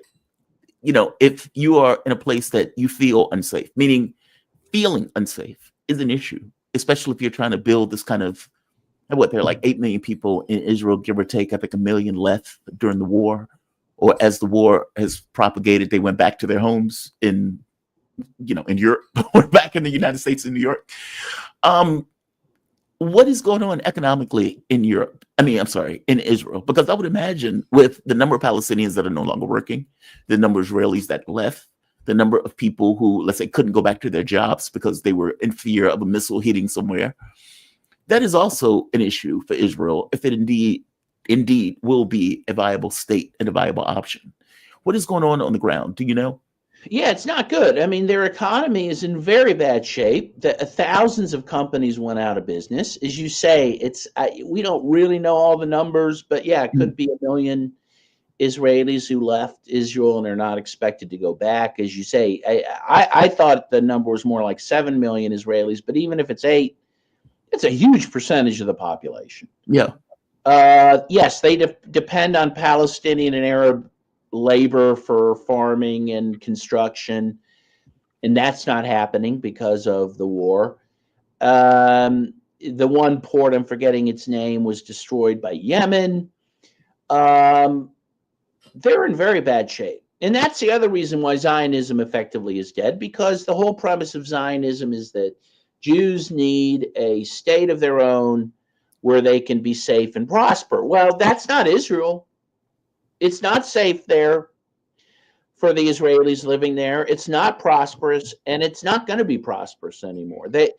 I don't see how they get out of this economic hole. I mean, they're just living off of the billions and billions of dollars the U.S. gives them. Mm-hmm.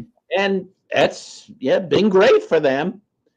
But that's not sustainable. They can't live on handouts. And their domestic economy if they were left to their own devices, that economy would collapse. So, yeah, I think they're in bad shape. And again, that's why, again, another reason Netanyahu needs war, because once the smoke clears, the Israelis are going to say, boy, things aren't so great here. And also the U.S. is going to say, well, we'll give you the 3 or 4 billion we give you every year, but we're not going to give you the tens of billions we've been giving you if the war isn't going on, right? I mean, so that's why war is completely necessary to Netanyahu and really to the Israeli project. But it's not enough to sustain the country. And again, the other thing that's happened is the Israeli military is very demoralized. Yeah, I saw that. When Gallant pulled out, he had this interview that raised some eyebrows. Because in the interview, he pointed out, yes, the Hannibal Directive was used on October 7th as it was taking place, meaning it was chaos, and we gave the order to kill our own if necessary. Now, those numbers have been in the hundreds, that the expectation is. We also found out that many of the things that they were saying were just lies. There were no babies, head chops off. This idea of women being raped, they have not necessarily been able to demonstrate it. But the fact that he admitted to, yes, we killed our own people, and yes, we did not do everything that we could to get the hostages back is big. Give the significance of it, the gravity of kind of that acknowledgement in the face of everything that was being said prior when this first happened. Yeah, again, the premise of Zionism, and frankly, of any state that exists in the world, is that your state protects your own citizens. And when it's clear that Israel has not only failed to protect its own citizens, but that it killed its own citizens, not only on October 7th, but also in Gaza, right through this war, we know they've killed some of their own hostages. I assume mostly by accident, but that's happened. And of course, they've risked those people dying from starvation because they've starved out Gaza, even while the hostages have been there. What kind of state can survive when their citizens know that the state doesn't care about them and that they're completely expendable and could be killed if the state decides, that they will die? I mean, and so that's, again, when the smoke clears, people in Israel are going to be saying, so what's this state doing? What is this really here to protect Jews? I mean, it doesn't seem like it. And Jews around the world are going to ask the same question, and no one's going to want to move there. The young people aren't going to want to move there. Young Jews are not going to want to defend Israel. I mean, again, the project is collapsing under its own weight and under its own hypocrisy. So, yeah. Is it fair to say that the collapse started on October 7th? And I know that might be gruesome just for some people to hear. In earnest, yes. I mean, I do think that. I mean, that's where the cracks are shown. Yeah, I guess that's what I'm getting across. I mean, before October 7th, 2023, Israel was able to basically exist in the world with at least people pretending that it was a legitimate state and the only democracy in the Middle East, and again, that they were the good guys. After October 7th and how Israel responded to that, no one believes that anymore. Mm-hmm. And that is death to Israel. I mean, that begins its decline, because even Jews don't believe that anymore, by and large. I mean, obviously some do, but I mean, I think a large percentage of Jews around the world no longer believe that. And when that's the case, Israel just can't exist. So yes, I do believe it began its horrible decline. Now, again, countries decline, states decline all the time, and they can take a lot of people with them going down. And of course, that they've been doing that, and I fear that they will try to continue that. But Israel, I think its days are numbered. I guess we'll see. I mean, I think they would vehemently disagree. Like I said, they feel like they're winning. Why do you think there's a disparity between this view of we are winning, we're expanding, versus this is evidence of decline? I've seen, like, if you go online, if you go on YouTube, you will see thousands of videos saying Israel has lost, Israel is on its way out, a trap for Netanyahu has been set. All of these videos that predict this kind of degradation of the Israeli state, but they don't see it. And I guess why the dichotomy in viewpoints? Why the differences in one saying we are winning and the other side saying not so much, you're overextended, this is going to fail? I had Colonel Wilkerson on yesterday, and he effectively is saying something similar. This is a failure. Their military has been chewed up. Their economy is in tatters. So regardless of how they see it, there are real world phenomena that they are having to deal with that they are not necessarily, let's say, acknowledging with the gravity that it deserves. Nevertheless, that dichotomy and point of view remains. Why does one have the point of view of winning and the other one has the point of view of failure? I think those who claim they're winning are either lying or just self-deluded. No state admits it's losing. No state admits it's leaving this world. No empire does that, right? One could say the same about the U.S. empire, which is declining, but who's going to admit that? No one in power is going to admit that. I mean, no one admits that when they're in power, right? They have to put on this happy face. We're winning, And again, Netanyahu can point to some battles it has won, but it has not won the war. Netanyahu, I do think, knows that too, right? I mean, okay, they took over, some parts of Syria, but again, how long can they hold that? They've taken over parts of South Lebanon. How long will they hold that? Apparently people in the north of Israel have not even moved back there yet because they don't believe they're safe there, right? Which matters more than whatever Netanyahu thinks or claims. So I think that's it. I just think it's, again, there's certain myths that have to be promulgated for a state to continue. And so, one is that Israel is eternally victorious. But of course, again, the U.S. claims that, and there's this kind of myth that the U.S. is like invincible. And yet, what war has it really won since World War II? It's lies. It's myths that people tell themselves, not just others. They tell themselves. But eventually, reality does catch up. It reminds me of it. There's a line in The Simpsons where Homer says something. Yeah, that's why America's so great and wins almost almost all the wars it fights, or something like that. It's an allusion to the fact that it doesn't win all the time. But we tell ourselves these things. That's why at the Super Bowl we have these, Air Force flyovers, and we have to try to convince ourselves of our own invincibility. And every country does that. But that doesn't change reality. Reality will assert itself. What is the Middle East without Israel? Well, again, hard to say. I think a lot of us would hope that peace would break out without Israel. That the biggest obstacle to peace, not only in the Middle East, but frankly in the world, is gone. I mean, that is the hope. Again, I'm not Pollyannish enough to fully embrace that. Obviously, there will always be other tensions, other problems, other conflicts. But I do think it's a big start. It's a good start.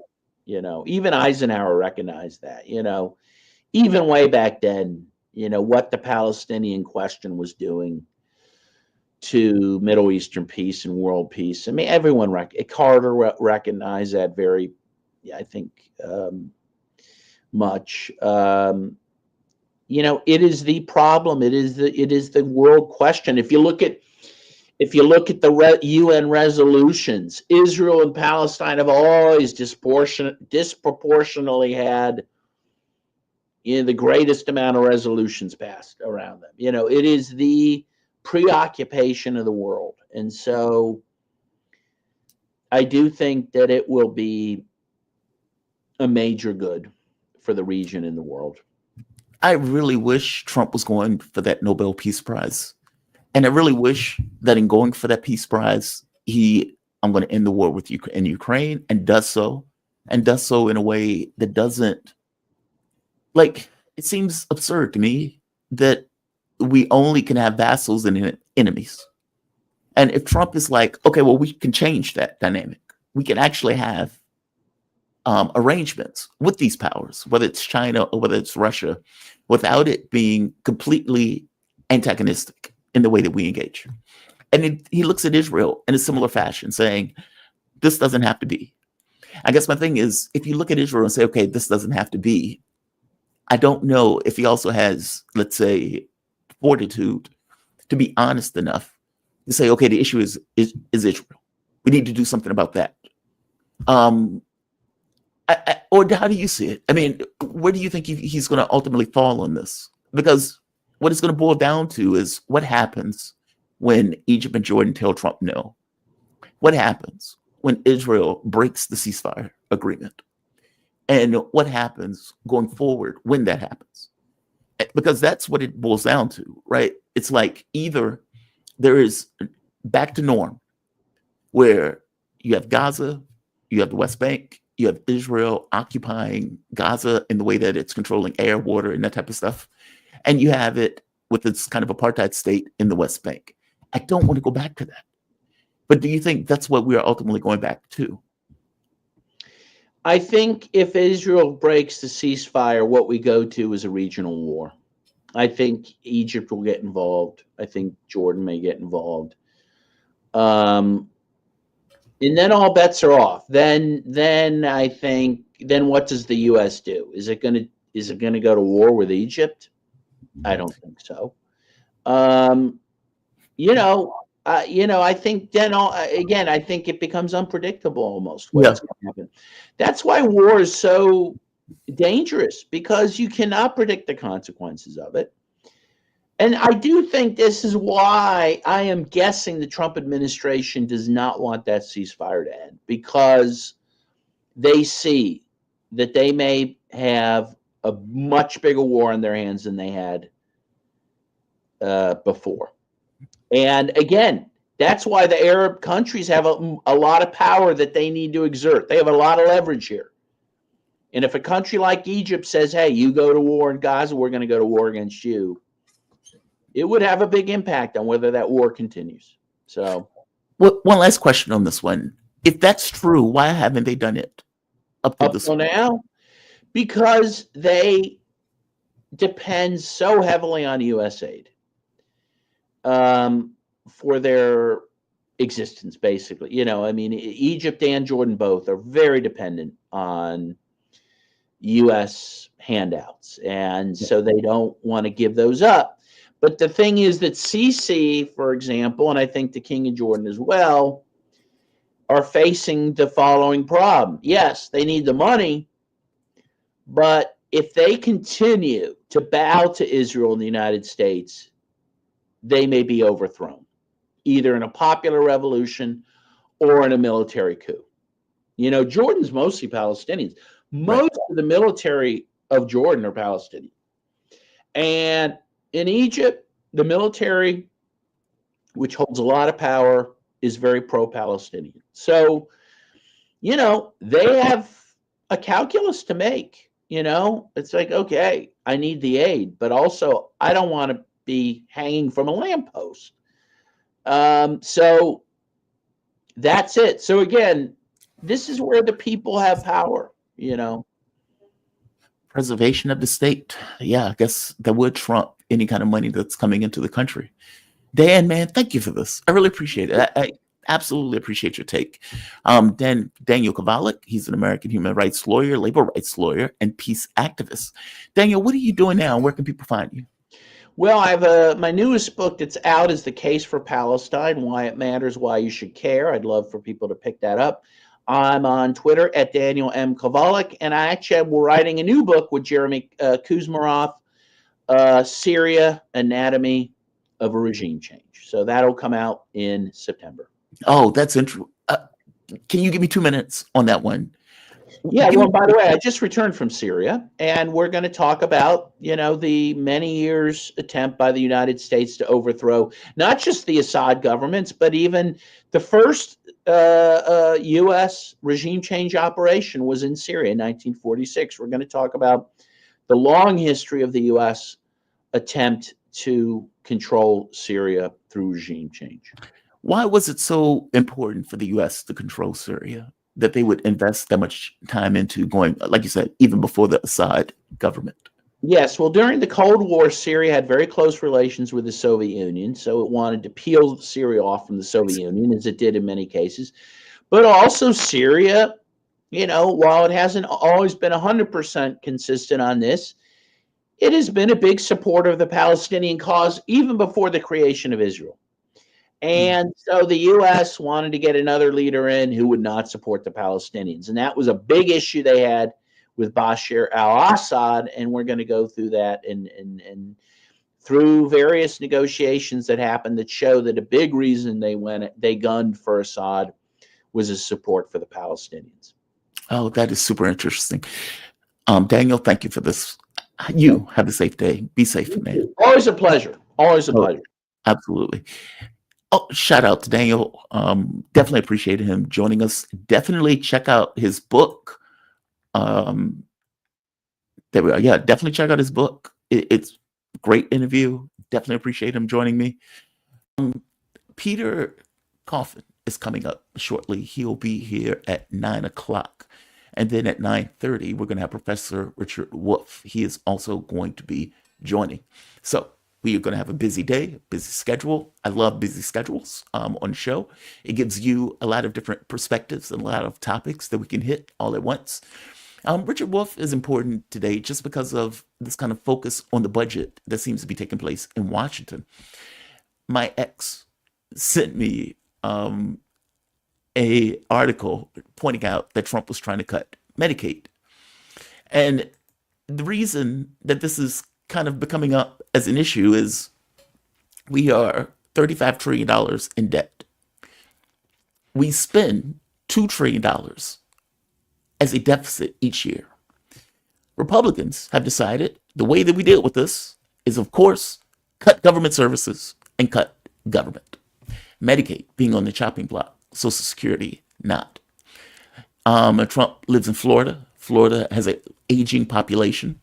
So from his point of view, I would imagine cutting Medicare or Social Security was off the table, while simultaneously having the other one, Medicaid, on the table. It's grotesque. It's horrible. It's not a good thing. It's not anything that I particularly like, because he's also talking about giving himself massive tax cuts on top of it. But I want to bring in my guests. I am joined with the one, the only, Peter Coffin. Peter Coffin is a journalist with over 250,000 YouTube subscribers. He's a podcaster and an author. In his book, Custom Reality and You, they explore a world where profit is the driving force. Peter, my man, how are you doing today on this wintry morning? What's going on, man? I'm cold, man. It's -7 here in Rochester. Is it? Yeah, it's still snow out there. It snowed all day, Tuesday, I believe. And they're calling for more weather today. So yeah, it's chilly out. But I do appreciate you joining me. I want to go into Democrats for a bit. They don't seem to be acknowledging their failures. And not just acknowledging their failures. There's reports out that they were pissed off at groups like Move On and Indivisible because those groups have been calling them saying, what are you doing now to deal with Trump in office? Trump, looking at the polling, is at his highest that he's ever been. He's at like 55%, 56% in the polling that has been coming out. The Biden administration is one of the lowest polling presidents ever. And understand Harris would not unmoor herself from somebody who ends up being completely radioactive. Hakeem Jeffries is put out. He goes out, looks the public in the eye and says, what do you want us to do? We don't have control of anything. We have no power in this process. I was fascinated by it. And I was fascinated by, it's shamelessly honest in a way that you don't want a political figure to actually be. There's that. And yes, I'm saying I want the guy to lie in this situation, right? The idea for once, can you just for once just lie? the only Right? time I don't want you to tell me the truth. Right? Because what it is language is weird. Like it's one thing if like you serve me a meal and I say, oh no, thank you, I don't like it. Okay, I'm getting across that I don't like this meal. Whatever's going on, I don't like it, but I'm putting it gently. It's another thing to say, oh, this sucks. This is horrible. I don't want this. Both are saying the same thing. One gets across something else well above and beyond what the first one was willing to do.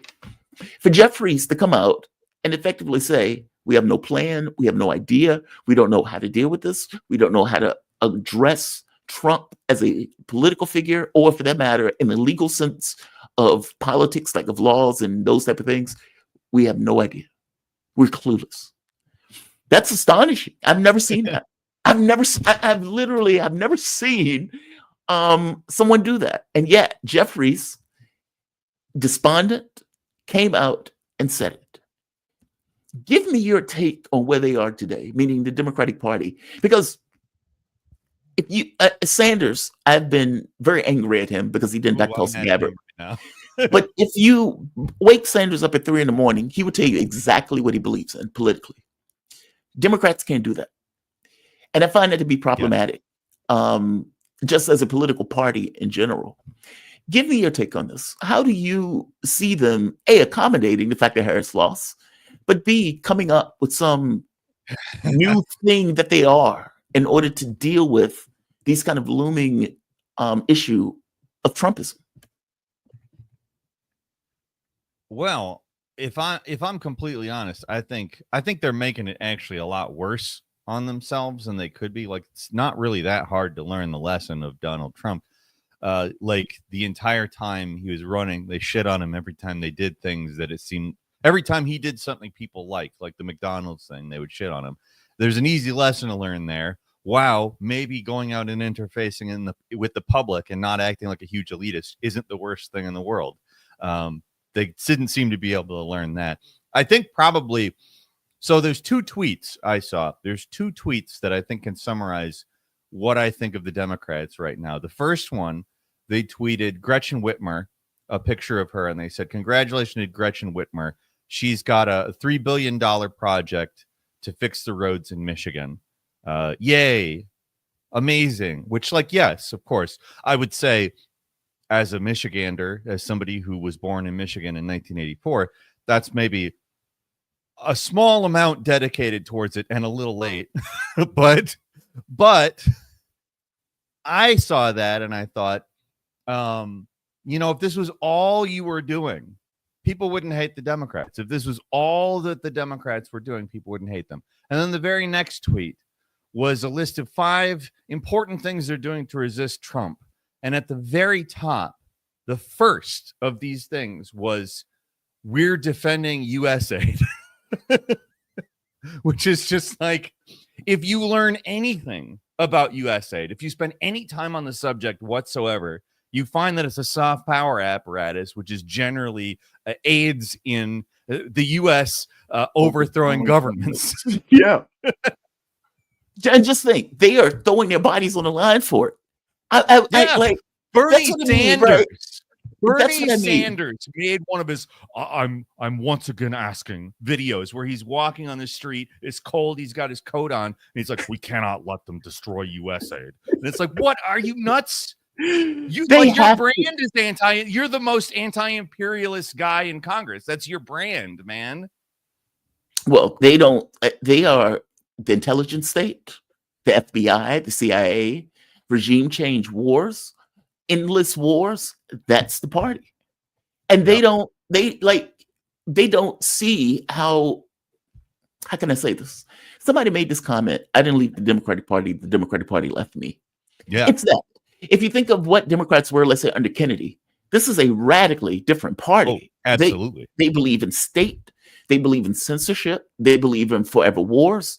The things that they've attacked Trump on the most, U.S. aid, this idea of ending the war in Ukraine, like they don't get what he said about Liz Cheney, which is, again, something a 60s peacenik would say.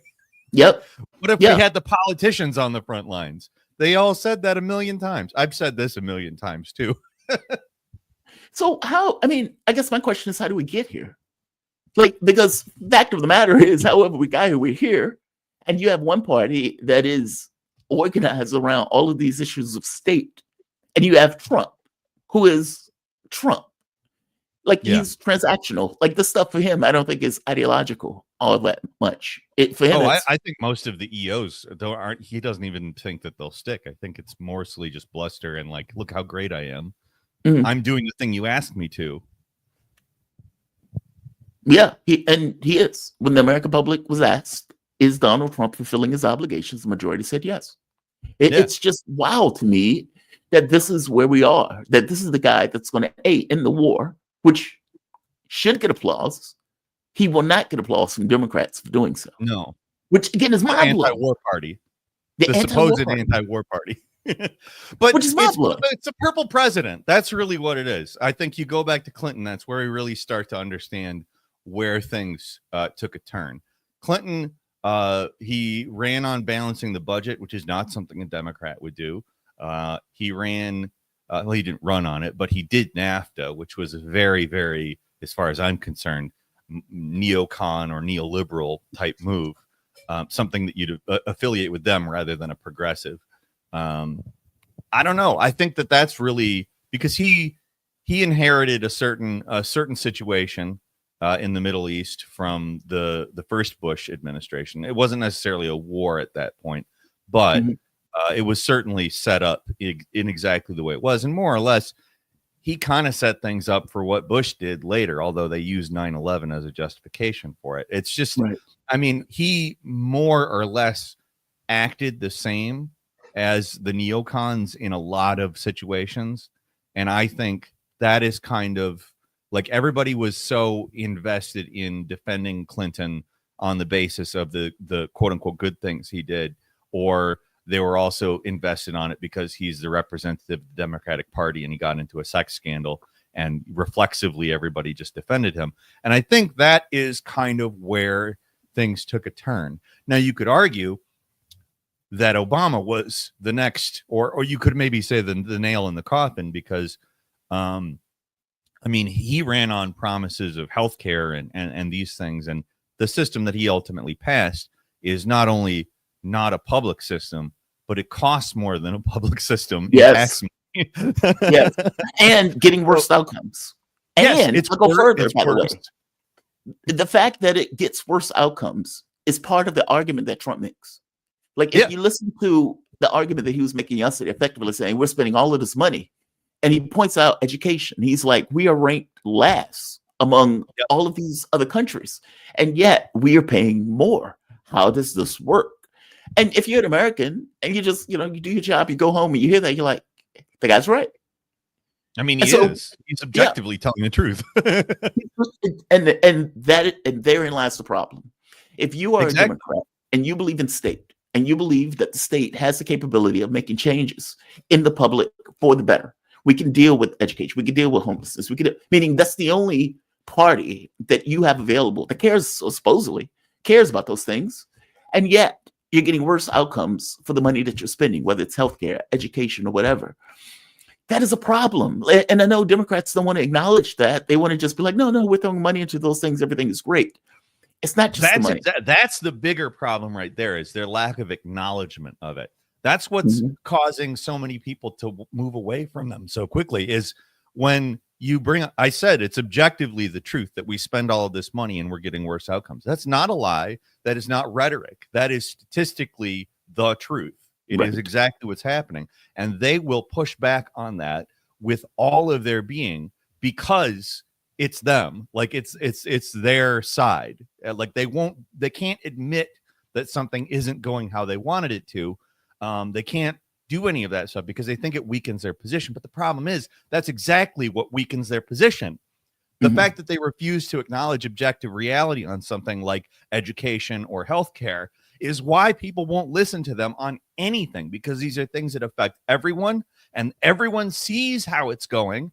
But they say to people, it's fine.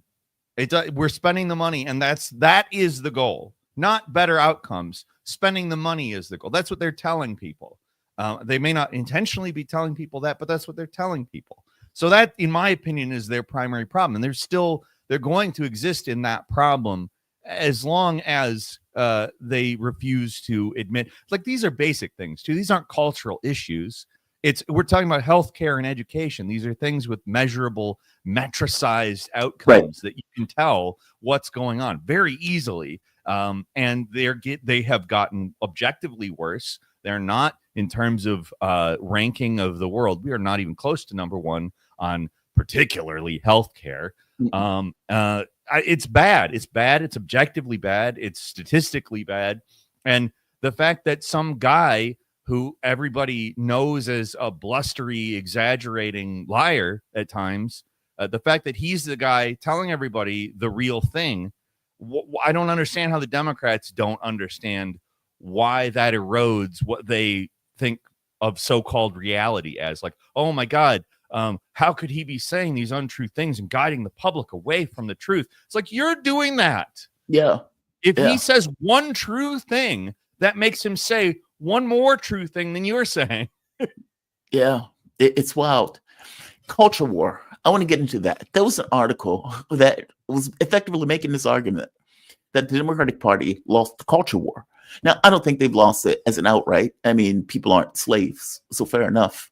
And racism is something that people hate. They don't necessarily want to be hit with that brush. Sure. So I would say that at the very least, it's acknowledged as being those things are negative.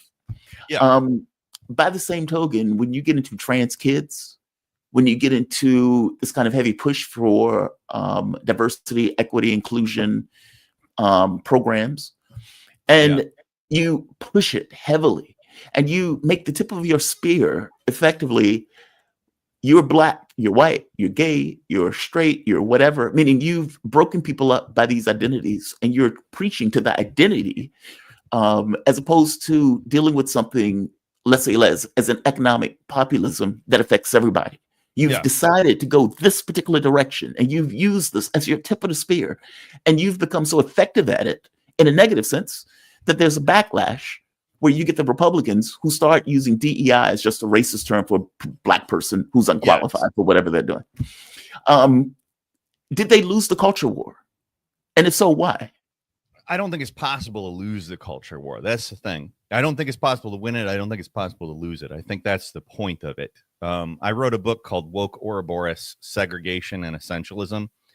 And I mean, you can see exactly what I'm saying with the book, with the cover. It's a snake eating its own tail. That's the whole point.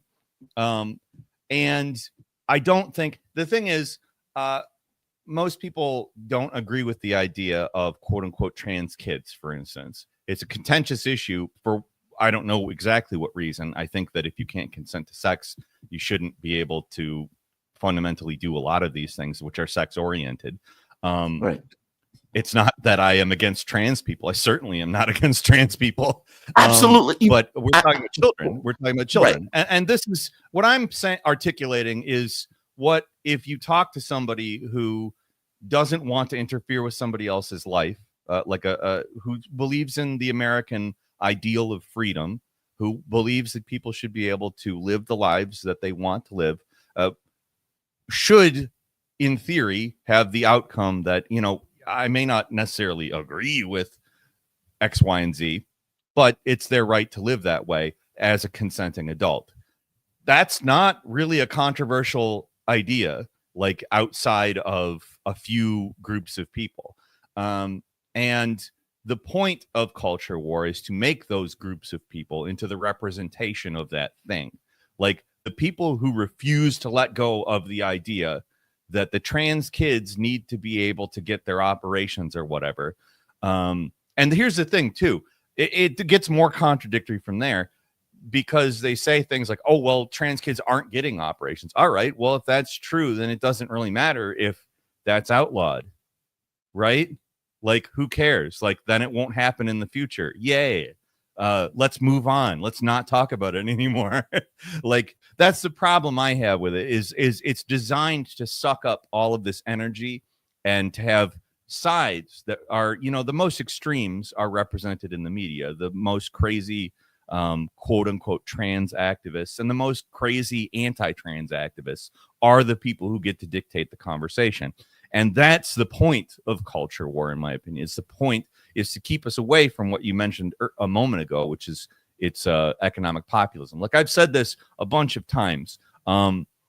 The right is saying, oh my God, sorry, I didn't turn my phone off, which was You're stupid. perfectly fine.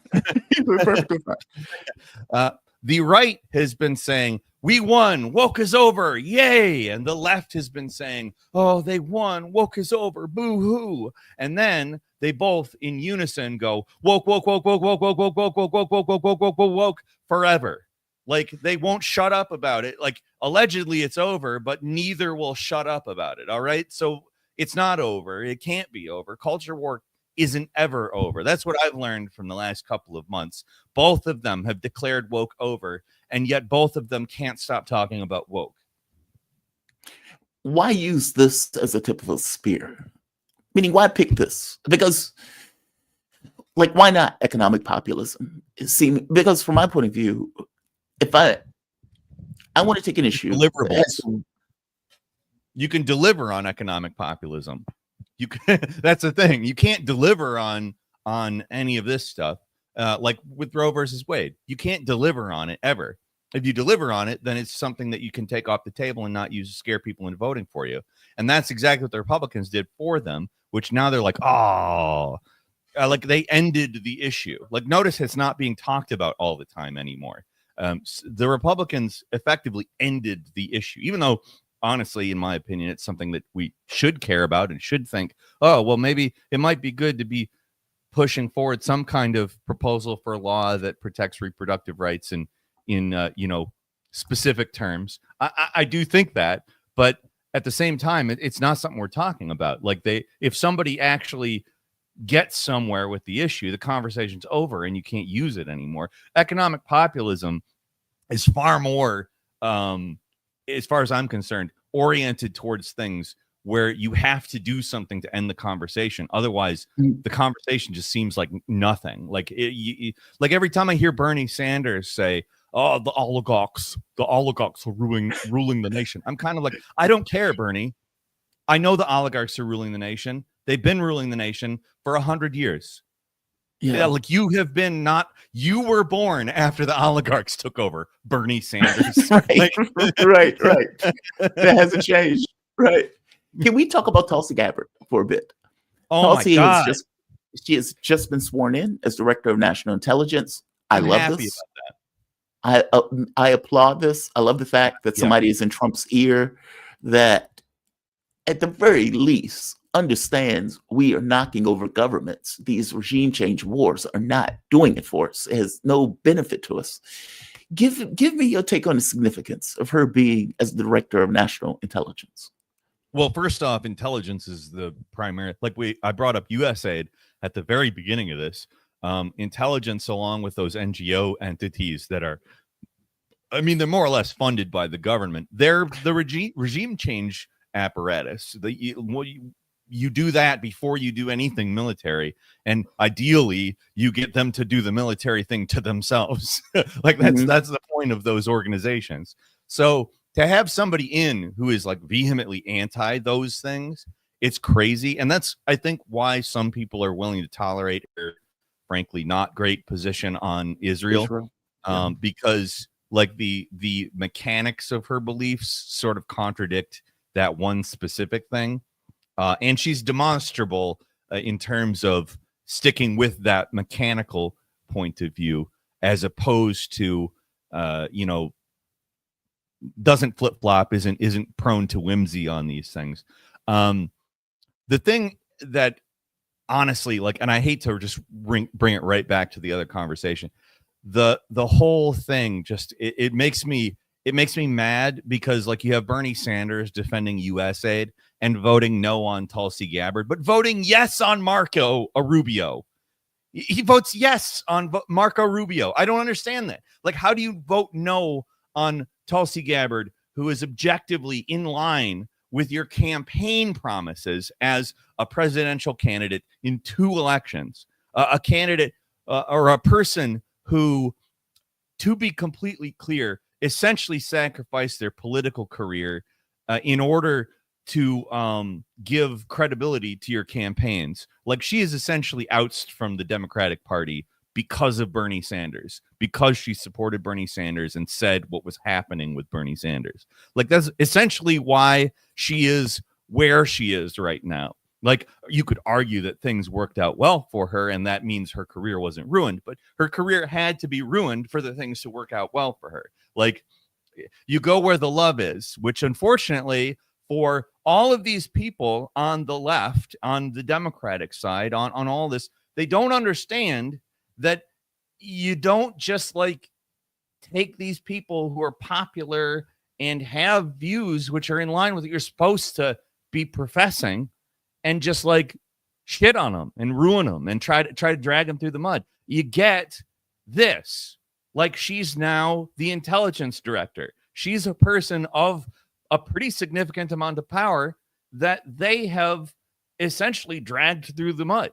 Like, now they have an enemy in a high place. I don't understand how they don't think about these types of things ahead of time.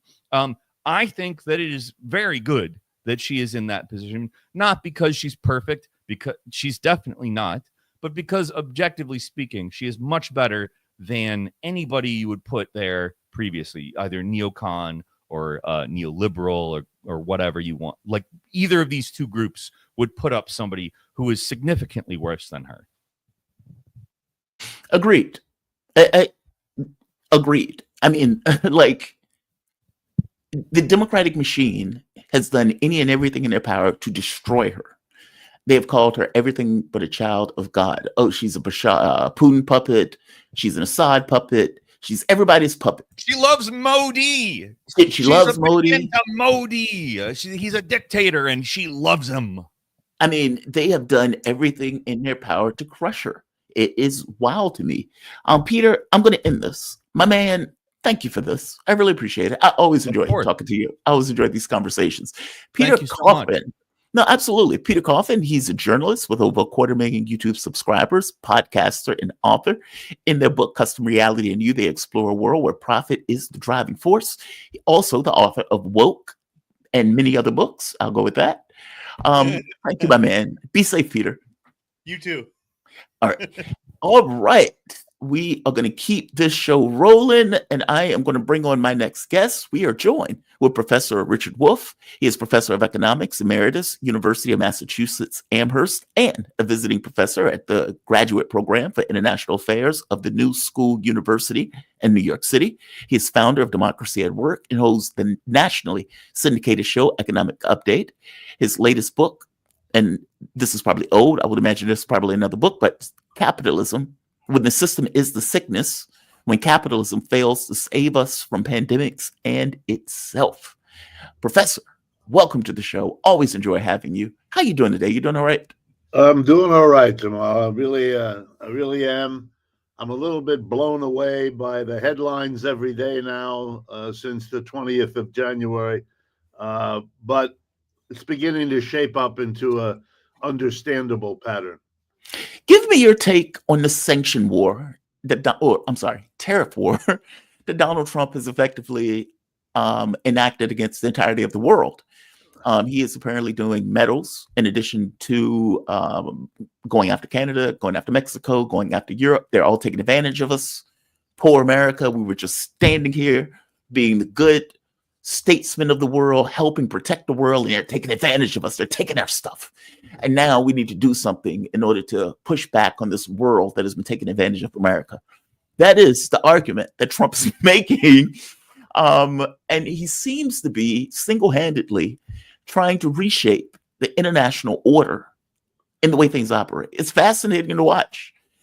Give me your take, the take from an economist, on this idea of tariffs, and would tariffs accomplish what Trump is trying to accomplish? And just to add a little bit more into it, it seems that what he's trying to do is to bring jobs back to the United States and use tariffs as a way to encourage companies to bring those jobs back.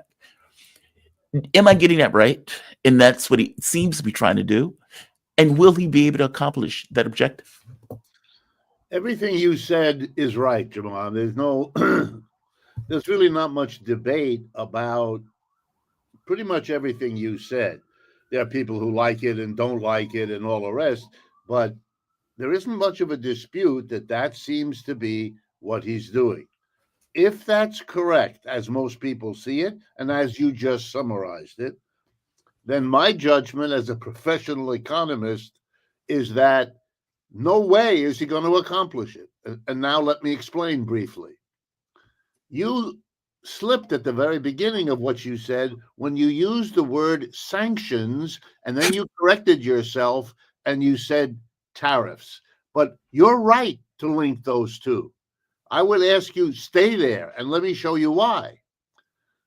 When Russia invaded the Ukraine early in 2022, the then government of the United States, President Biden, etc., realized two things. Number one, the big nuclear power that the United States military had assembled was useless.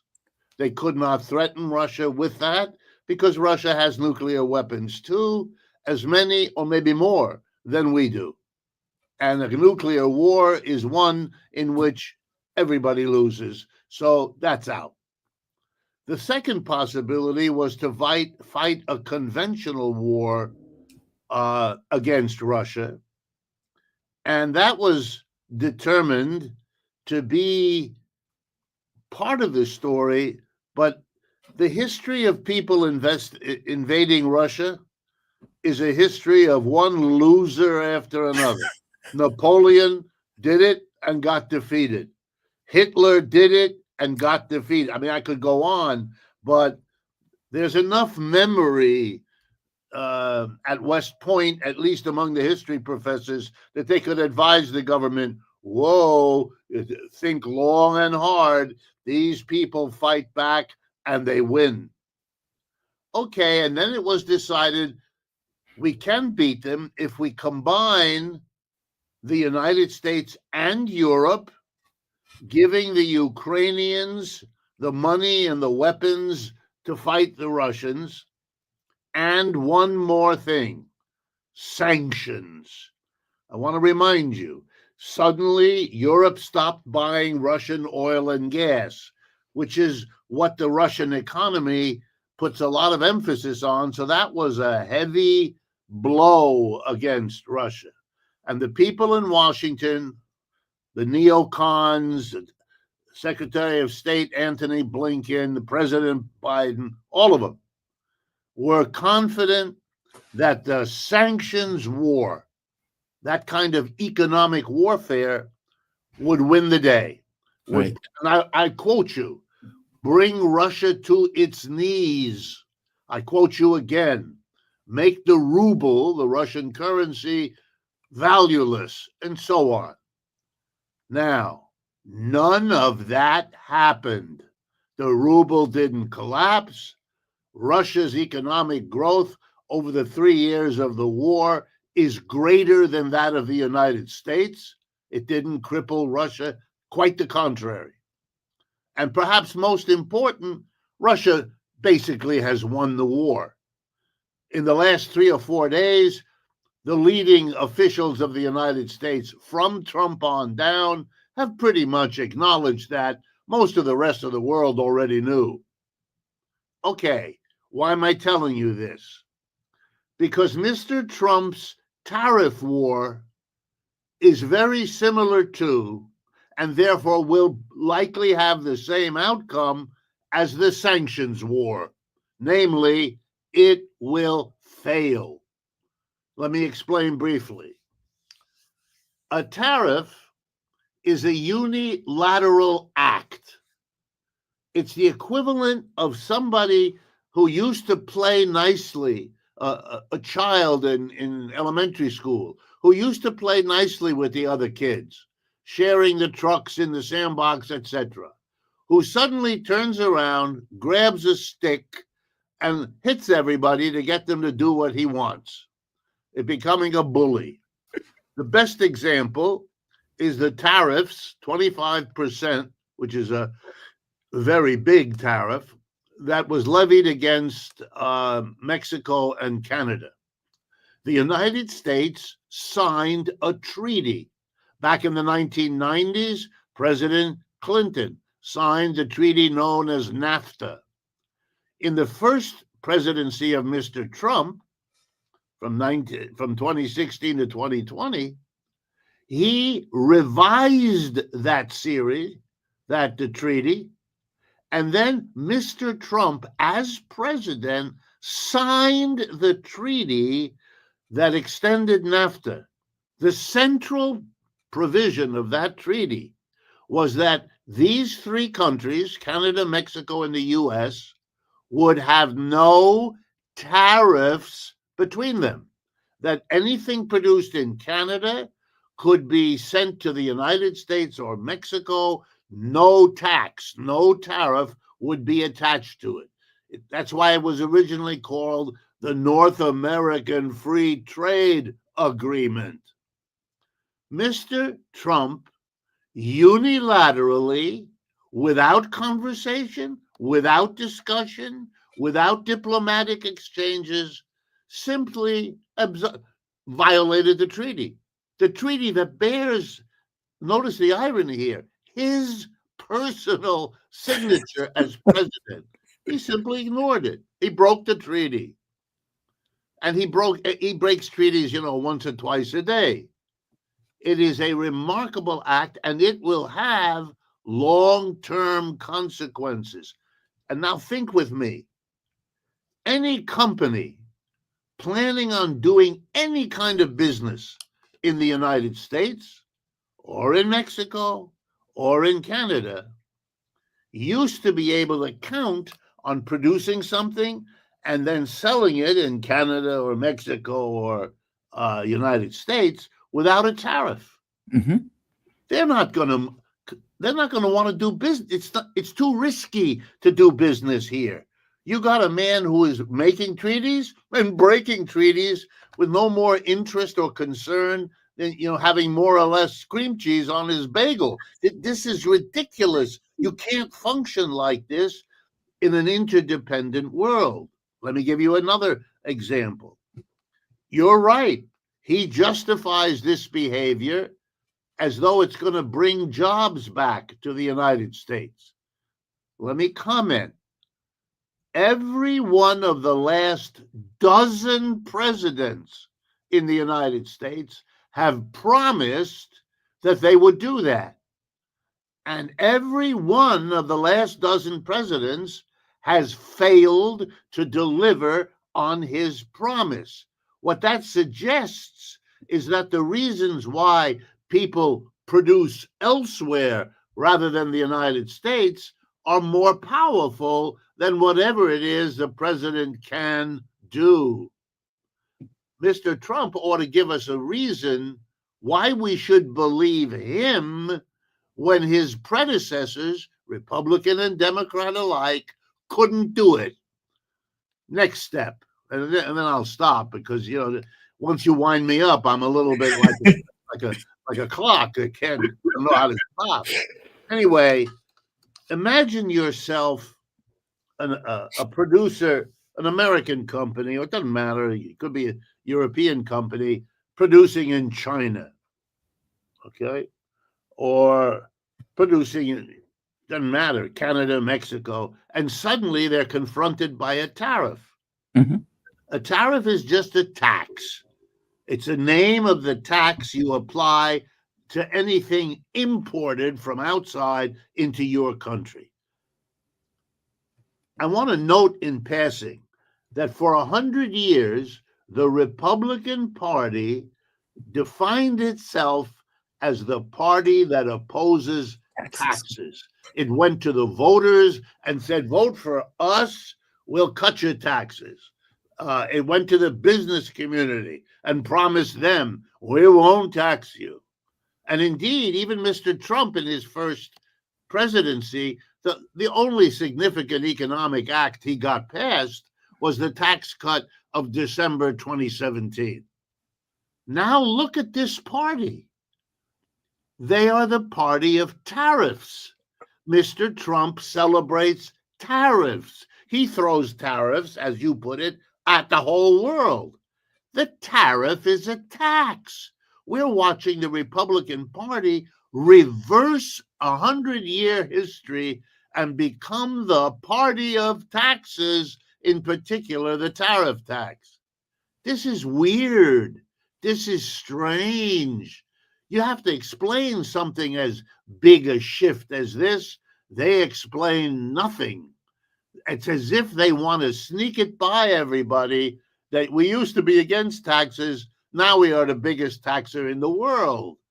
You can't do that. The rest of the world is noticing it. And they notice, therefore, that if they're a capitalist busy in China, Mr. Trump is telling us if he puts tariffs on, they'll leave China and bring the jobs back here. No, they won't. And they won't because good business not to do that. First of all, moving production is very expensive. It disrupts all your supply chains. It takes usually years, that's a plural, years to get that done. You don't do that quickly or lightly. Yet they would have to worry that Mr. Trump, who has put the 25% tariff on Mexico and Canada, and when he did it, he didn't say he was going to take it back 3 days later. He did. Now he tells us he's going to put it on March 1st. Yeah, maybe he will. Then again, maybe he won't. Then again, maybe a week or a month later, he'll. No capitalist in his right mind is going to incur the expenses of moving production all the way back here when you've got an on again, off again, and you can't count on what he does or when he does it. And now the last thing, which is probably the most important. Capitalists left the United States, thousands of them, and moved production overseas. Right. Over a 30-year period, roughly 1980 to roughly 2010-12. So first of all, moving over there took decades. It's not something you get done. If you get it done, it takes a long time. Number two, they had two basic reasons. Endless surveys show this. Number one, the wages you have to pay a worker in China or India or Brazil was then and still is way lower than the wages you have to pay an American worker. So if you're a business, the president wants you to leave the country you went to enjoy low wages in order to come back and pay high wages. That is the opposite of what capitalist employers ever do. I've taught in business schools. We teach the students, go, if you want to make it big in business, go where the wages you pay are low and where the market is growing. The biggest, fastest growing market in the world is the People's Republic of China. And so the American capitalists went there to take advantage of low wages and a big expanding market, bigger than the US now and expanding way faster than the US. So why should they come back? They're going to discover higher wages is not a road to success. They're going to discover that there will also be retaliation. You come back here to produce. Don't imagine that all the rest of the world is going to say, oh, well, that's nice for you, and we won't do anything. They're going to do what the Chinese have already done. They put tariffs. It's called a retaliatory tariff, which means Americans producing here are going to be closed out of the market in China as China does to the U.S. what the U.S. already did to China. You put all this together, and I would say if you're a betting man or woman, don't bet on the success of Mr. Trump. What he's doing is a lot of theater and hand waving, and he's Mr. Tough Guy, and he's reorganizing the world. My guess is it will do as well as the sanctions war did against Russia in Ukraine. I think if someone was pro-Trump, they would listen to you, and I think you're absolutely right. But they would say, okay, well, Wolff, as one of my people in the audience said, is arguing for lower wages. That what Trump is trying to do in the tariff war is believing that the U.S. has this kind of weight and leverage that it would be able to, if not necessarily force workers back into the United States, to try to level the playing field in regards to wages that we pay, let's say here in the U.S. versus wages that they pay there. Basically, he is looking out at the world and is saying to himself, what leverage do I have at my disposal to do what I said I was going to do? And he's also, as you pointed out, previous presidents who have said the exact same thing. We're going to bring jobs back and failed at doing it. And he looks at it and says, okay, well, they were never aggressive enough. I have tariff leverage. I have leverage. I'm going to use that leverage in order to bring back jobs and to ensure that American wages, or that at very least wages are higher. How do you contest that? Because there is a globalist argument built into this on some level, versus getting workers here and having that work done here in the US. And as you pointed out, it takes years. Trump has been all over the place. So no, I highly doubt that they're going to take the word of somebody who's unreliable, who's only going to be here 4 years, as a rationale to move jobs back. But there is something to say about the fact that something needs to be done. What needs to be done? And I guess that's two questions. The first one is, what do you say to the audience member that points out, okay, well, this sounds like an argument for lower wages? And then second front, I'll ask after that question, but I'll preempt it. What do you do then? He clearly needs to do something. This was a campaign pledge, and he seems to be going all out to fulfill this campaign pledge. Let's go to the first one, though. Okay. Are you arguing for lower wages in this? No, I mean, anyone who knows who I am and what side of the political spectrum I'm on, I'm always arguing for higher wages. I'm never, ever. Lower wages is what capitalists want. Higher wages are what the majority of Americans want. I'm with the majority. I want higher wages. But let me acknowledge that your audience member makes a good point.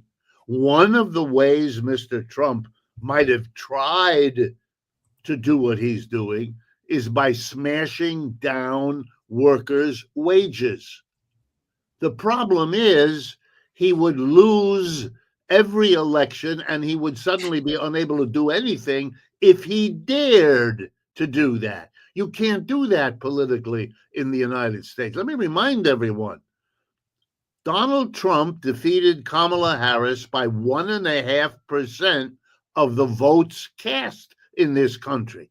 The reason he keeps talking about a mandate is because he doesn't have one.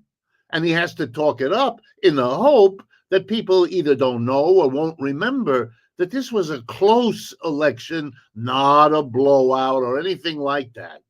1.5% more votes were for Mr. Trump than for Kamala Harris. This is a country that split pretty much 50-50 in the last election. If he dared to propose, as of tomorrow, everybody takes a 20% wage cut, they'd laugh him out of office or do it in another not so funny way. So he can't do that.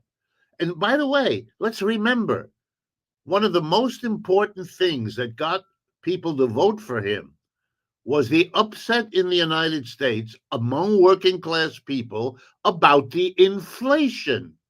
Letting prices go up more than wages, which is what we did in 2021, 2022, and so forth. That's what lost the election for the Democrats, who were blamed for this. He is going to be blamed too if he dared to allow prices to go up. And one of the things to worry about is when you put a tax on imported goods, it means the cost of them here in the United States goes up, and that worsens the inflation. People aren't talking about that as much as they should, but it is a very dangerous thing. Mr. Trump couldn't attack the American working class. He figured he had a better chance by attacking the rest of the world. That's a long shot. That's a Hail Mary pass, and you have no idea whether any of your teammates are going to be in the neighborhood of where you're flinging this football. So for me, I see the rest of the world now as in a very different place from what it used to be. 40 years ago, before all this started, maybe the United States then had the global position, the power, and the wealth to bully the rest of the world. But now, I'm telling you with all the emphasis I can, it's way too little and way too late. It's over. The China and its allies, the so-called BRICS countries that I know you've discussed, they together are much wealthier than the United States and its G7 partners. And that only became true in the year 2020. And ever since, the BRICS have gotten richer and the United States and its allies have not. And therefore, we can't do it. They can do without us more than we can do without them. And that reality is something Americans cannot wrap their heads around. And it's making them make big mistakes. When the sanctions war came down on Russia and Europe wouldn't buy its oil and gas and they were frozen out of the SWIFT international system, the Russians said, we're going to turn to our allies in the BRICS. The two big allies, there are many countries, but the two biggest ones are India and China. And guess what? India and China have purchased the oil and gas that Europe didn't. Boom, there goes the sanctions war. Fails right there. And if you think that the United States closing itself off with tax walls will not result in the same global adjustment, then I don't know what planet you're living on because you're not paying attention. I guess for the last question, so what is the path on this? I mean, because clearly the same thing, Jamal, it really is the same thing. Sooner or later, the United States is going to have to sit down with the leaders of the People's Republic of China and cut a deal. Look, in the last 2 days, we have heard from Mr. Trump and from the people he's been sending to Russia. That's what they're about to do. Mr. Putin and Mr. Trump or their people are going to sit down and bring an end to that war in Ukraine because the West lost. And the Russians are sitting in the catbird seat because they're going to be able to tell us pretty much what has to happen. And the Americans know it. They'll cut the best deal they can. And that's how it's going to be resolved, because the bullying, the United States is not in the position it was. I want to remind folks, because it's so hard for America. I was born in the United States. I've lived here my entire life. I've worked here in my entire life. I'm an American citizen and proud of it. But I got to tell you, we lost the war in Vietnam. We lost the war in Afghanistan. We lost the war in Iraq. We're losing the one in Ukraine. You know what that suggests? We're not able to do what we used to be. We're still very powerful. We're still very rich. We still have a monstrous military. But, you know, the world changes. And what you could do with that before, you can't do with it now. Professor Richard Wolff, My man, thank you for this. Professor Richard Wolff is Professor of Economics Emeritus, University of Massachusetts, Amherst, and visiting professor at the Graduate Program in International Affairs at the New School University in New York City. He is founder of Democracy at Work, host of the nationally syndicated show Economic Update. His latest book, The System is the Sickness When Capitalism Fails to Save Us from Pandemics or Itself.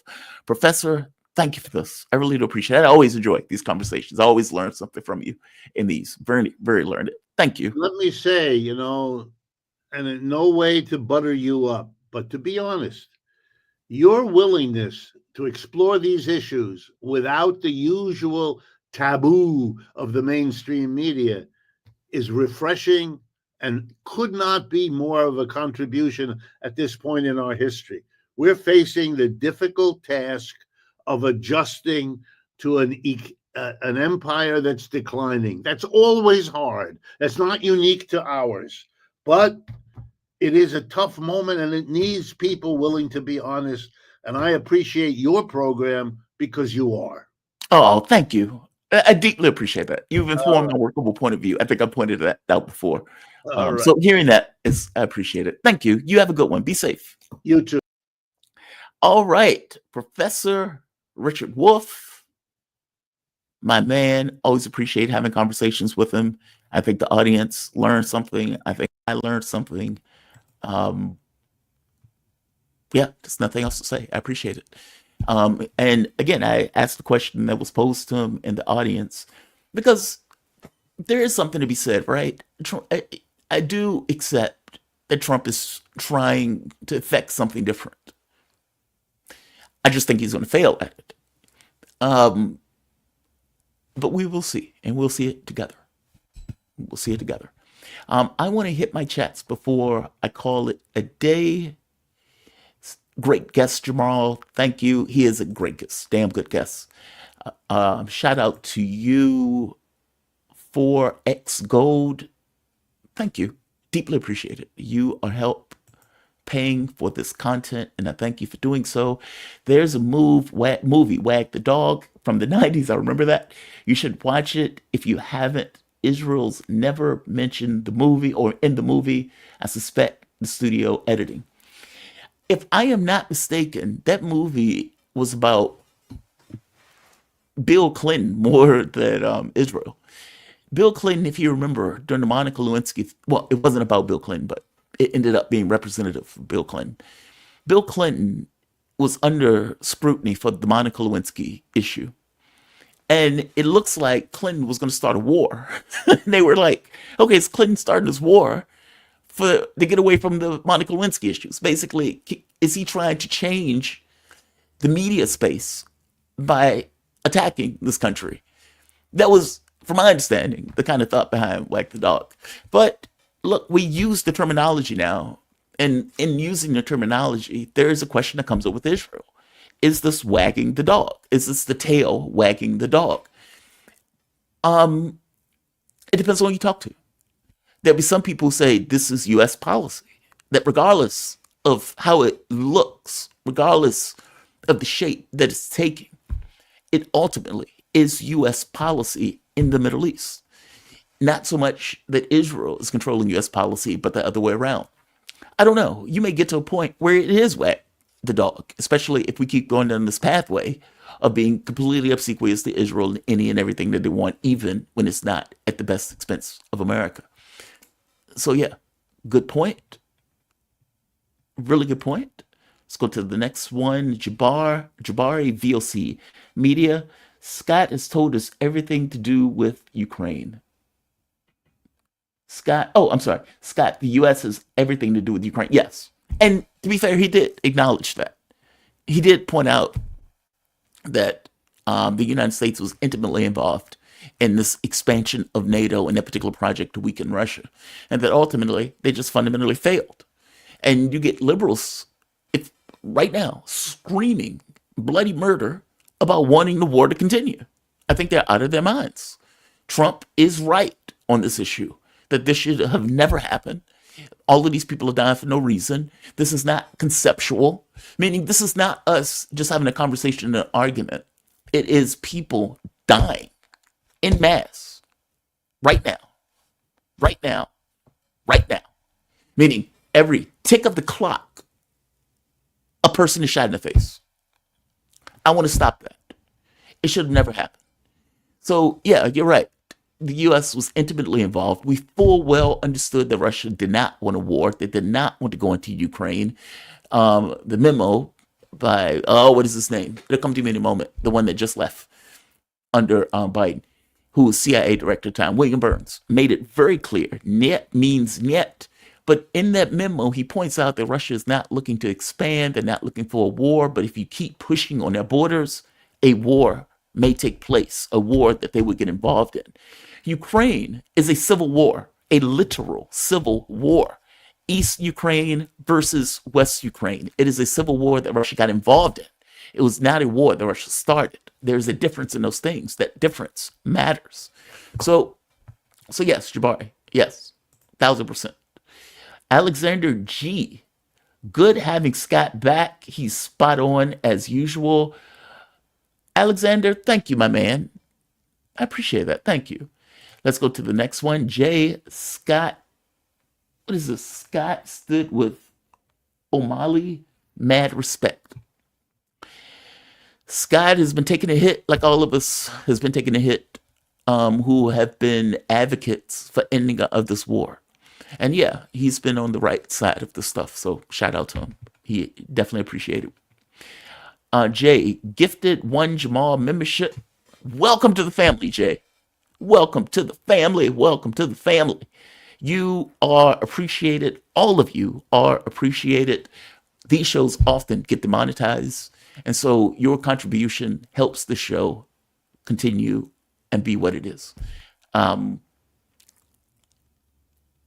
full transparency, I know I do this a lot. They hate it on the radio show. Because you must understand, my roots in this is YouTube. And in YouTube, you're more honest. You just are. Because even though you're running a show, you're also directly dealing with the audience as you run that show. Whereas on radio, it's a little bit different. You are yourself, but you are a little bit more, I guess. I don't know how to explain it. It's more formal in the way that you engage people. Whereas on YouTube, less so. I want the show to be better. I want it to expand. I want it to be at 100,000. I want the videos that are cut to do well. And you are feeling in the dark in how to do that.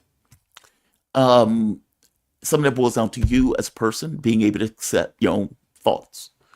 Some of it boils down to bringing on, trying to get the good guests to come on that people are interested in.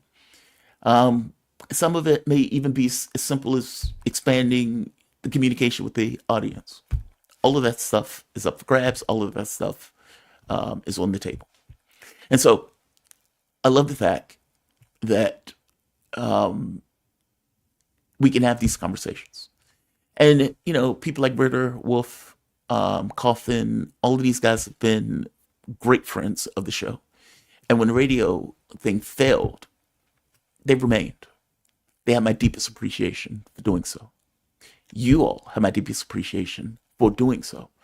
And, you know, I think I've said before, I have no plans on changing the show in the sense of its operations, if indeed the sanctions end and all of this stuff can start back up where the radio station starts and Scott can do his show without having this kind of weirdness of trying to find a way around the way that the sanctions are operating. But I think for me, I had a conversation yesterday about this with my boss from Fault Lines. And there's optimism that is being shown on the Russian side for this because of the way Donald Trump is effectively talking about it. Because it seems he's talking about it in a way where there's a framework and an openness to put to bed a lot of the issues that we have been experiencing with Russia. And in doing so, sanctions are also on the table of doing that. And so that's a good thing. But even if that is not true, and even if the only thing we get out of this is an end to the war and a new security architecture of the world that takes into account Russian security, Ukrainian security, European security, meaning we put this nonsense to bed, this forever consistent war, or this pivoting and positioning of war, meaning we stop wasting this money. We stop with this idea that all of these people are either vassals or enemies. We become something different, and the world becomes something different. Even if it's just that, I accept that. Meaning, I accept being on the right side of history on this as enough, even though it's not enough. I hope that makes sense. I don't know. I'm going to end this. I'm going to say, oh, there's more. Callie's son, Poppy. Thank you, Callie's son, Poppy. Much appreciated. Twisted Reality. Much appreciated to both of you. Thank you. I got to be honest. I've been hardened at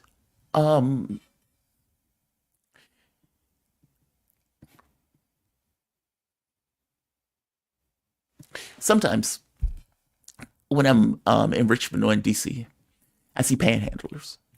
And it's people basically asking for cash, especially in Richmond, that you see them on various corners. And there are people who do busking. I don't know what you know what busking is.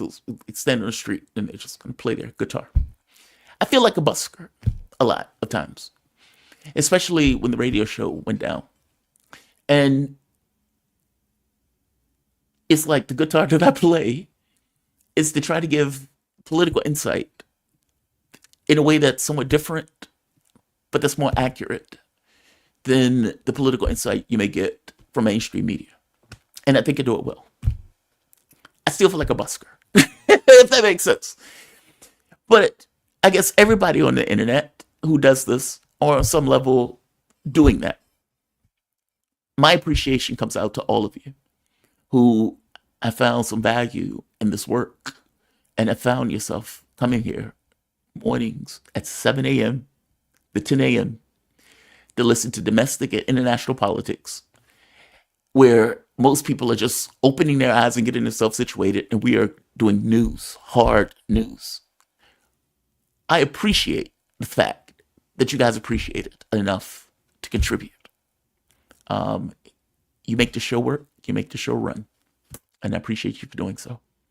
I'm going to end this. I'm going to say like, share it, subscribe. And if you find yourself digging the content, you can definitely support through PayPal, Patreon, super stickers, memberships. All of those things are available to support. I appreciate you all for doing so. You all have a fantastic day. This is Jamal Thomas, Morning Show, episode 95. Signing off. Have a good one, all.